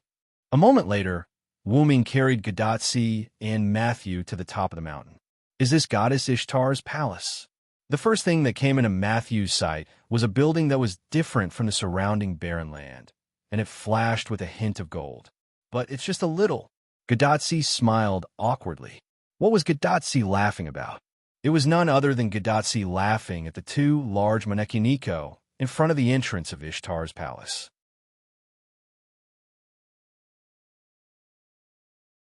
Chapter 9:14. Wuming naturally also noticed the large manekiniko in front of Ishtar's palace. Although it looked funny, it was not as simple as it looked. However, Wuming did not think that it was from Ishtar's memory. After all, there was no such thing as a manekiniko in Mesopotamia before BC. It was probably the knowledge brought by the girl that Ishtar relied on. After all, the girl lived in the 21st century. By the way, Merlin hasn't come up yet? Wuming did not see Merlin for a long time and could not help but ask. This? Gadotsi and Matthew looked at each other. They did not know what to say. At this time, a weak voice came into Wuming's ears. Damn it, Vero, you bastard. How dare you make me climb up the cliff by myself? At a certain cliff, a hand so white that it didn't look like a human suddenly reached out and grabbed the ground. Then, a staff was stretched out by the person's other hand and pierced into the ground to complete the fixation. Finally, the white-haired Big Brother Dream Demon appeared in front of Wu Ming and the others, looking exhausted. I can't bring 3 people with me, so I have to trouble you. You're also a servant, Merlin. You can't let Tachika and the others climb up here. Wu Ming comforted Merlin with both reason and emotion. But Matthew is also a servant. However, as soon as Merlin finished this sentence, Wu Ming stared at him. It was as if he was saying, I'm a girl, are you? Let's go. Maybe Ishtar will escape if we stay here for a long time. After Wu Ming finished, he did not care about Merlin. Gadotsi and Matthew, who wanted to say a few good words for Merlin, went straight to the gate of the temple. It's really unfair. Merlin shrugged his shoulders and complained. He immediately followed Wu Ming. In fact, Merlin was not as weak as he had imagined. Previously, Merlin had leaped and sprinted through the mountains to find Wu Ming. This was enough to show how good Merlin's stamina was. Moreover, part of Artoria's swordsmanship was taught by Merlin. Even if such a person claimed to be a magician, who would believe it? By the way, Wu Ming also learned swordsmanship from Merlin with Artoria, but because the effect was not obvious, it was better to use the spear skills taught by his master, Skahar, so he did not learn much. Walking past the manekiniko, Wu Ming thought that the manekiniko could move, but kept its manekiniko posture and did not move at all. This dispelled Wu Ming's idea that the 2 manekiniko were gatekeepers. The 4 continued to go deeper. Because Ishtar's palace was built on the mountain, some parts of the interior were full of darkness. Not only that, the internal structure and the external appearance looked very different. There was no gorgeous look at all. Is this really the palace of the goddess Ishtar? Gadotsi could not help but ask. Obviously, the palace looked so gorgeous from the outside, but the inside was quite disappointing. Because Ishtar has no money. Wu Ming simply said the truth. This is simple and easy to understand. Tachika, you just need to remember that Ishtar is a loser goddess who loves money and gems, but has no fate with these things. Okay. Gadotsi nodded a little at a loss. After walking for a little while, Matthew saw flashing lights in front of them. Are those torches? It was the light of burning torches. The walls on both sides of the road were inlaid with burning torches, which made the passage look a little more majestic. However, it was only a sliver of it's almost there. Although Wu Ming had not been here before, Wu Ming could feel the divinity of Ishtar. So, their destination was almost there, the main palace where Ishtar lived. Sure enough, after walking through the corridor inlaid with burning torches, the 4 of them entered a room that looked like a hall. In the middle of the hall, there was a stone pedestal that looked like a throne. Under the stone pedestal were stones that had been trimmed. The stones increased the height of the stone pedestal, which seemed to be deliberately designed. If one wanted to look at the person sitting on the stone pedestal, one had to look up and let the person on the stone pedestal look down on them. It had to be said that this was the work of the gods to make the visitors worship them. Directly above the stone pedestal, there was a big hole in the middle of the ceiling of the main hall. Although it was artificially repaired, it could still be seen that it was violently damaged. Sunlight shone through the big hole like a skylight into the palace, making the originally rather shabby palace look high-end and classy. And the stone pedestal happened to be completely illuminated by the sunlight. Whether it was morning or evening, as long as there was sunlight, the stone pedestal would be illuminated. This design was quite satisfactory. It seems that Ishtar's brain is not as bad as I thought. Wu Ming looked at the scene and nodded in praise. Of course, who do you think I am? A charming voice came from the shadow of the palace. Then, a beautiful goddess slowly walked out of the shadow and came into everyone's sight. This person was Ishtar, who ran away after being angered by Wu Ming. I am Ishtar, the mistress of the heavens. This is my palace, Ishtar, so of course I have to be more careful. As Ishtar said, she gently jumped directly onto the stone pedestal and crossed her legs, looking down at Wu Ming and others below. Goddess Ishtar, your posture is really good. The innocent Matthew couldn't help but complain. He had to admit that this posture was indeed very annoying. Ishtar adhered to her usual style. Even in the state of pseudo-servant, the material on her clothes was still very little. And Ishtar, who was sitting on the raised throne with her legs crossed, in front of Wu Ming and others, was already in a state of naked state in the future. However, among the 4 people present, Gadatsi was a woman, and Merlin was a nightmare who didn't understand human feelings. Neither of them would be moved by Ishtar. Only Matthew was too innocent to remind Ishtar. As for Wu Ming, he was completely used to it. Don't worry about this girl. She didn't care about her clothes at all since a long time ago. It was precisely because the previous Ishtar was extremely thin every day, coupled with Ishtar's bad character, that caused Wu Ming to have no interest in Ishtar at all. After all, he would get tired of seeing too much. The original Ishtar didn't have the slightest interest in Wu Ming, let alone the human girl Ishtar. The pseudo-servant state of Ishtar was really far from the original Ishtar in terms of beauty. More importantly, the human girl that Ishtar relied on was someone that Wu Ming knew.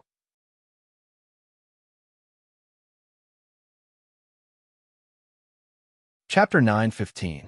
The Mentor who once accidentally led Ilya onto the path of a magical girl, Rin and Osaka. Ishtar's face was exactly the same as Rin and Osaka's face, and similarly, Ishtar also retained Rin and Osaka's slightly regrettable breasts, just slightly. But to Wu Ming's surprise, after Ma Shu reminded him, Ishtar showed a hint of shyness and embarrassment. He didn't know if it was because of the existence in Ishtar's body, but after Ma Shu reminded him, Ishtar showed a shy and embarrassed look. Shocked, Ishtar actually blushed out of shyness? But seemingly noticing Wu Ming's surprise, Ishtar's face suddenly changed, and her slightly red cheeks instantly became normal. In the next second, Tianzhou's horse Anna flew in through the big hole in the ceiling. Ishtar jumped slightly and sat directly on horse Anna, and let horse Anna rise into the air and stay away from Wu Ming. It could be considered as indirectly preventing her from being exposed. However, Wu Ming didn't give Ishtar any face. When Ishtar sat on horse Anna and moved, Wu Ming directly said the truth of his guess. By the way, were you hiding over there just now? Sigh. Wait. No, why would I hide over there? Although Ishtar seemed a little flustered, she immediately pretended to be calm. I thought you didn't dare to see me. In that case, let's get straight to the point. Wu Ming no longer held back with Ishtar. Come back to Uruk with us, mistress of the heavens Ishtar. The Uruk needs the power of your goddess. Wu Ming stretched out his right hand to Ishtar, who was flying high in the sky and bathed in the sun, and very simply and violently pulled her to his side. This made Gadatsi, Matthew, and even Merlin dumbfounded. Even Roman and Leonardo da Vinci, who were monitoring in Chaldea, were taken aback by Wuming's sudden invitation. Vilo Senpai, Goddess Ishtar, wouldn't agree. In the end, Matthew raised a question. Both sides were clearly standing on opposite sides, so why did Wuming still ask such a question that would definitely be rejected? Not only Matthew, but Gadatsi also didn't understand. Why wouldn't she agree? Ishtar never said that she wouldn't return to Uruk with us. Everyone was stunned. Carefully recalling Ishtar's words, it seemed that it was indeed as Wuming said. Ishtar never said that she wouldn't return to Uruk. She only said that she wouldn't sign a temporary contract with Gadatsi. Ishtar, who was also stunned by Wuming's sudden invitation, also recovered at this moment. Ishtar was also surprised by Wuming's approach, but after carefully recalling, she really didn't say that she wouldn't return to Uruk. In other words, there was still a chance for things to turn around. Yes, Ishtar was a little happy, but she couldn't help it because Wuming was here. Ishtar was indeed hiding just now. She knew that if there were only a few people in Chaldea, Ishtar wouldn't have to care about their expressions at all and could do whatever she wanted. However, Wuming just had to come with her. When she returned to her palace, she heard a loud noise and felt a strong magic power. It was undoubtedly Wuming's magic power, and Ishtar always felt that Wuming was stronger than before. Ishtar knew that she couldn't beat Wuming. Without her father's protection, Ishtar would definitely be hung up and beaten by Wuming. In the end, she would be shipped back to Uruk and forced to sign a contract with that human girl. Even worse, Ishtar would be forced to become Gold Twinkle's subordinate and act according to his orders. This was something she didn't want to encounter in any case. However, she couldn't compromise just like that. Sign a contract with a human master and then go back to work for Gold Twinkle? What a joke. And for some reason, Ishtar felt like she couldn't raise her head in front of Wuming.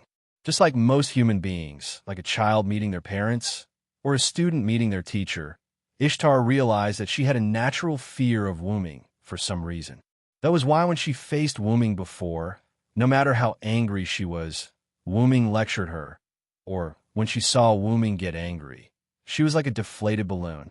She could only blame it on the aftereffects of being bullied by Wuming in the past. That was why Ishtar was thinking when she hid. If she couldn't do it, she would just run away. It had to be said that Wuming guessed Ishtar's thoughts. It felt like the person who knows you best is not your friend, but your enemy. Wuming was afraid that if they spent too much time on the road, Ishtar would run away after letting her imagination run wild. So Wuming directly flew up with Gadatsi and the others. Anyway, it wasn't like Ishtar hadn't done this kind of thing before, and for her, it wasn't something to be embarrassed about.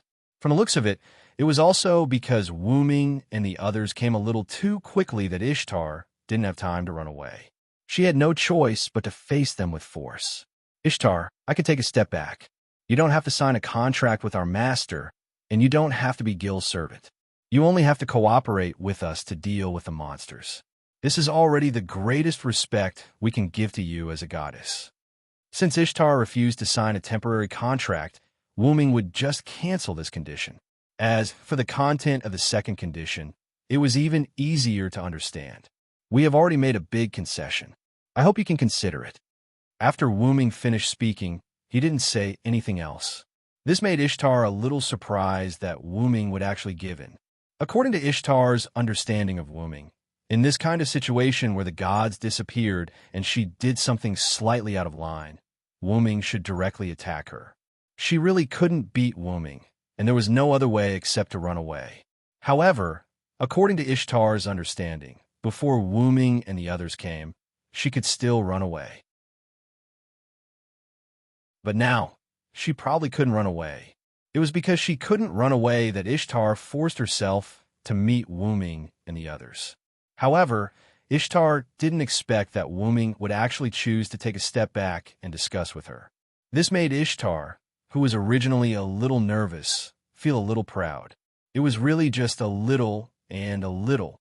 He didn't expect that one day, Hyunryong Sama would also bow to me, very good, very good. As Ishtar spoke, her face revealed a smile that she thought was perfect. However, this smile in front of Gadatsi and the others was like a blooming flower. Then what do you think? Ta, air. Wuming's entire face darkened, only his red eyes emitting a deeper red light.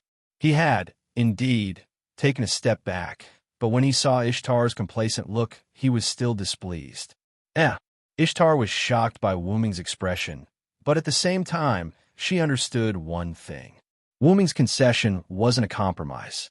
It was just giving her face or giving her a choice. It wasn't giving her a chance to take a yard after taking an inch.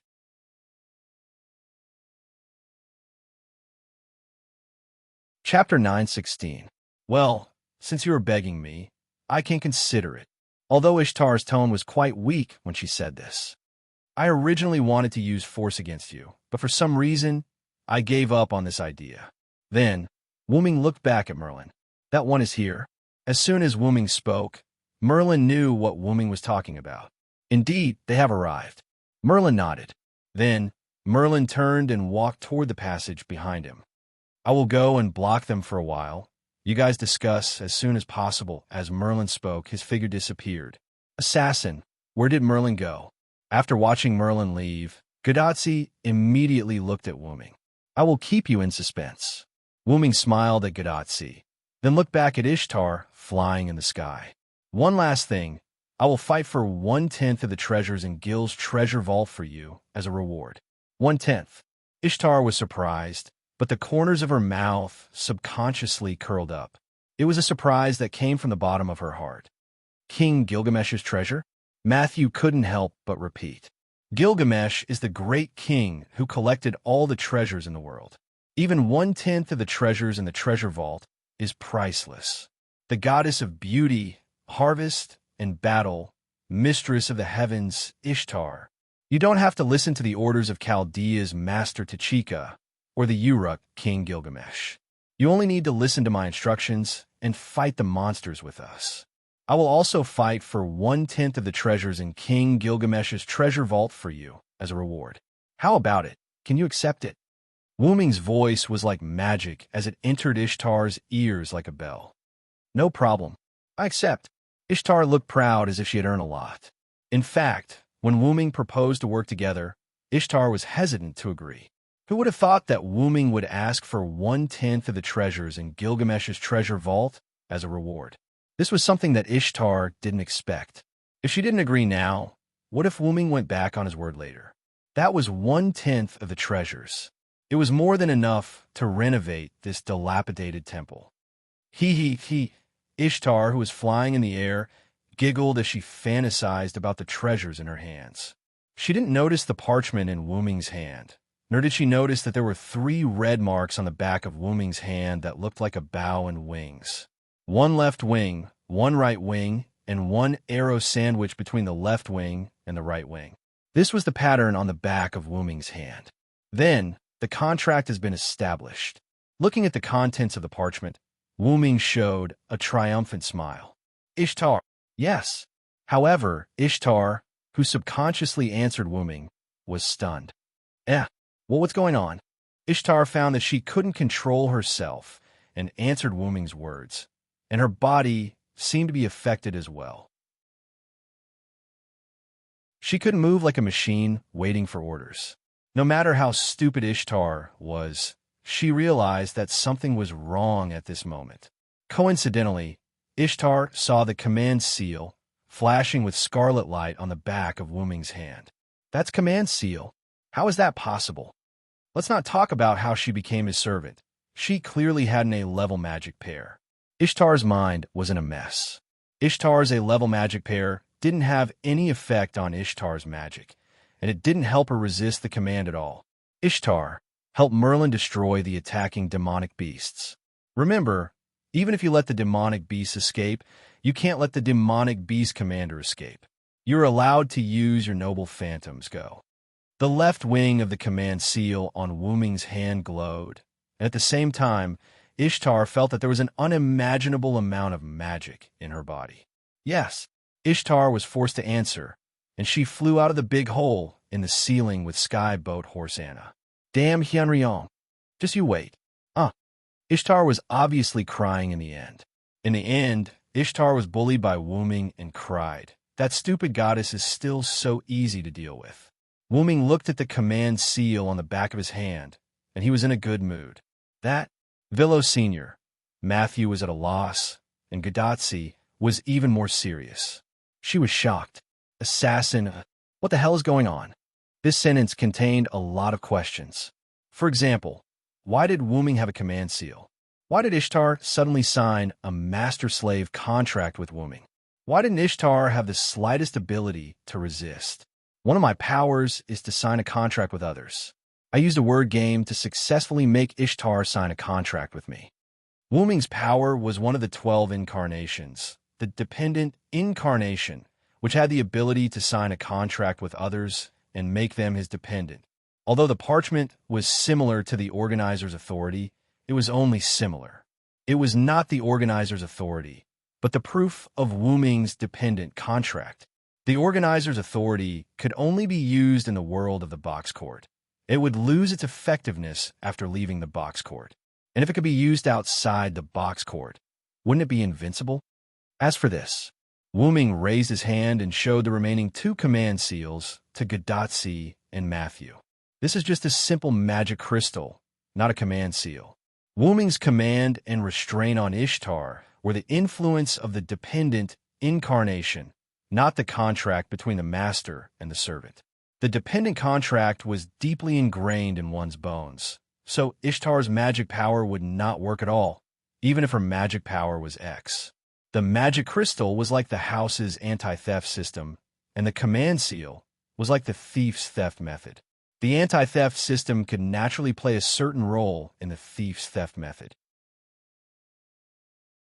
However, the contract between Wuming and Ishtar was the product of Ishtar's consent.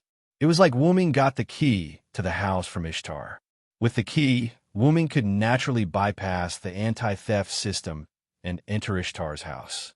Ishtar, who signed a word game contract with Wuming, would be directly under Wuming's control and would not have any effect on magic at all. And these 3 command seal marks were just the magic crystals that Wuming used to support Ishtar. It could be said that they had nothing to do with the command seal. And Wuming used such a magic crystal only because Wuming wanted Ishtar to directly use the noble phantasm when her magic was saturated. Boom!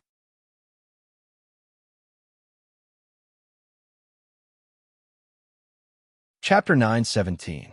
The violent explosion shook the entire Abif Mountain.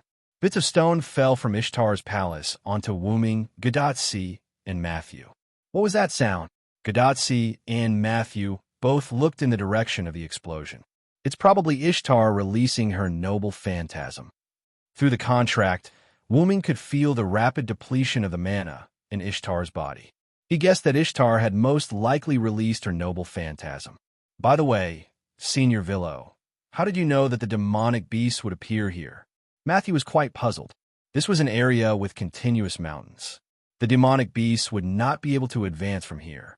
I captured one of the demonic beast commanders, Yelidim.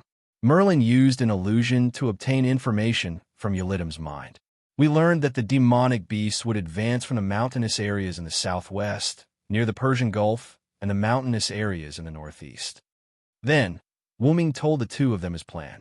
The reason why Wuming brought Gadotsi and Matthew here to look for Ishtar was not only to recruit Ishtar, but also one of the reasons why Wuming came here. He had already killed the demonic beast commander, Yelidim, who was preparing to attack from the mountainous areas in the southwest. In addition, there was the Quetzalcoatl in the south.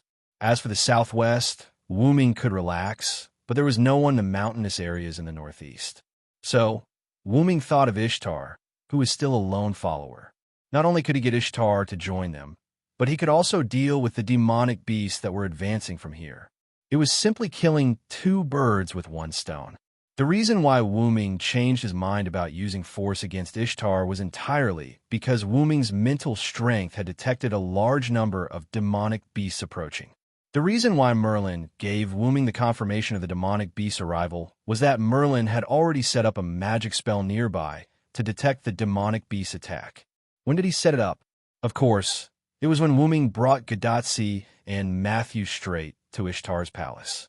The reason why he did not bring Merlin was partly because Wuming could not bring 3 people with him. Another reason was to let Merlin set up a detection spell. Although Merlin often complained that he would bite his tongue while chanting spells, he was still a magician after all. Naturally, he could do that. Due to the unexpected arrival of the magical beasts and the fact that Ishtar's matter had not been settled yet, Merlin decided to use his hallucinating spell to stop the magical beasts for now. Therefore, after Wuming tricked Ishtar into signing the contract, Wuming immediately sent Ishtar to support Merlin. The reason why he used a magical crystal on Ishtar was so that Ishtar could use her noble phantasm directly. Because Ishtar had killed the Biff Mountain, there was no sign of life at all. There was no need to consider whether it would affect the innocent. Ishtar could use her noble phantasm without any worries. Moreover, even if she could not kill the demonic beast commander, the other mass-produced demonic beasts would definitely be killed. At this time, if they went to support the demonic beast commander, it would most likely be the death anniversary of the demonic beast commander next year. Let's go to Chica, Matthew. It's time to deal with the demonic beast commander. Although the entire northeastern region of Mesopotamia was full of mountains, it was rare that there was a small barren plain between the mountains and the northern wall. There were no obstacles in the south of this small plain, and it could directly connect to the Uruk. However, because there were mountains in the east, north, and west of this plain, it was not included in the range of the northern wall. The northern wall was close to the mountains in the west of this plain. Logically speaking, there was no need to worry about the mountains. After all, demonic beasts could not cross the mountains.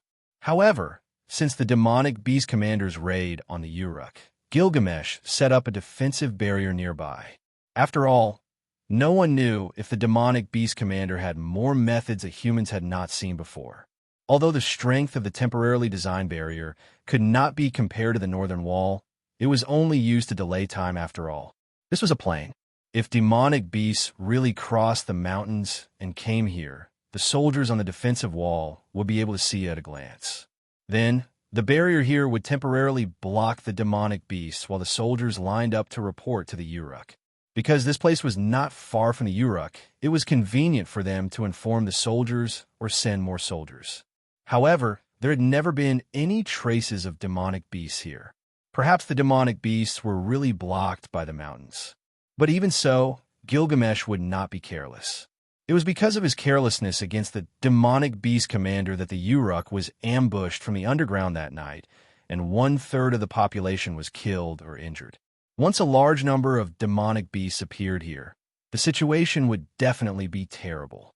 After all, this place was very close to the Uruk.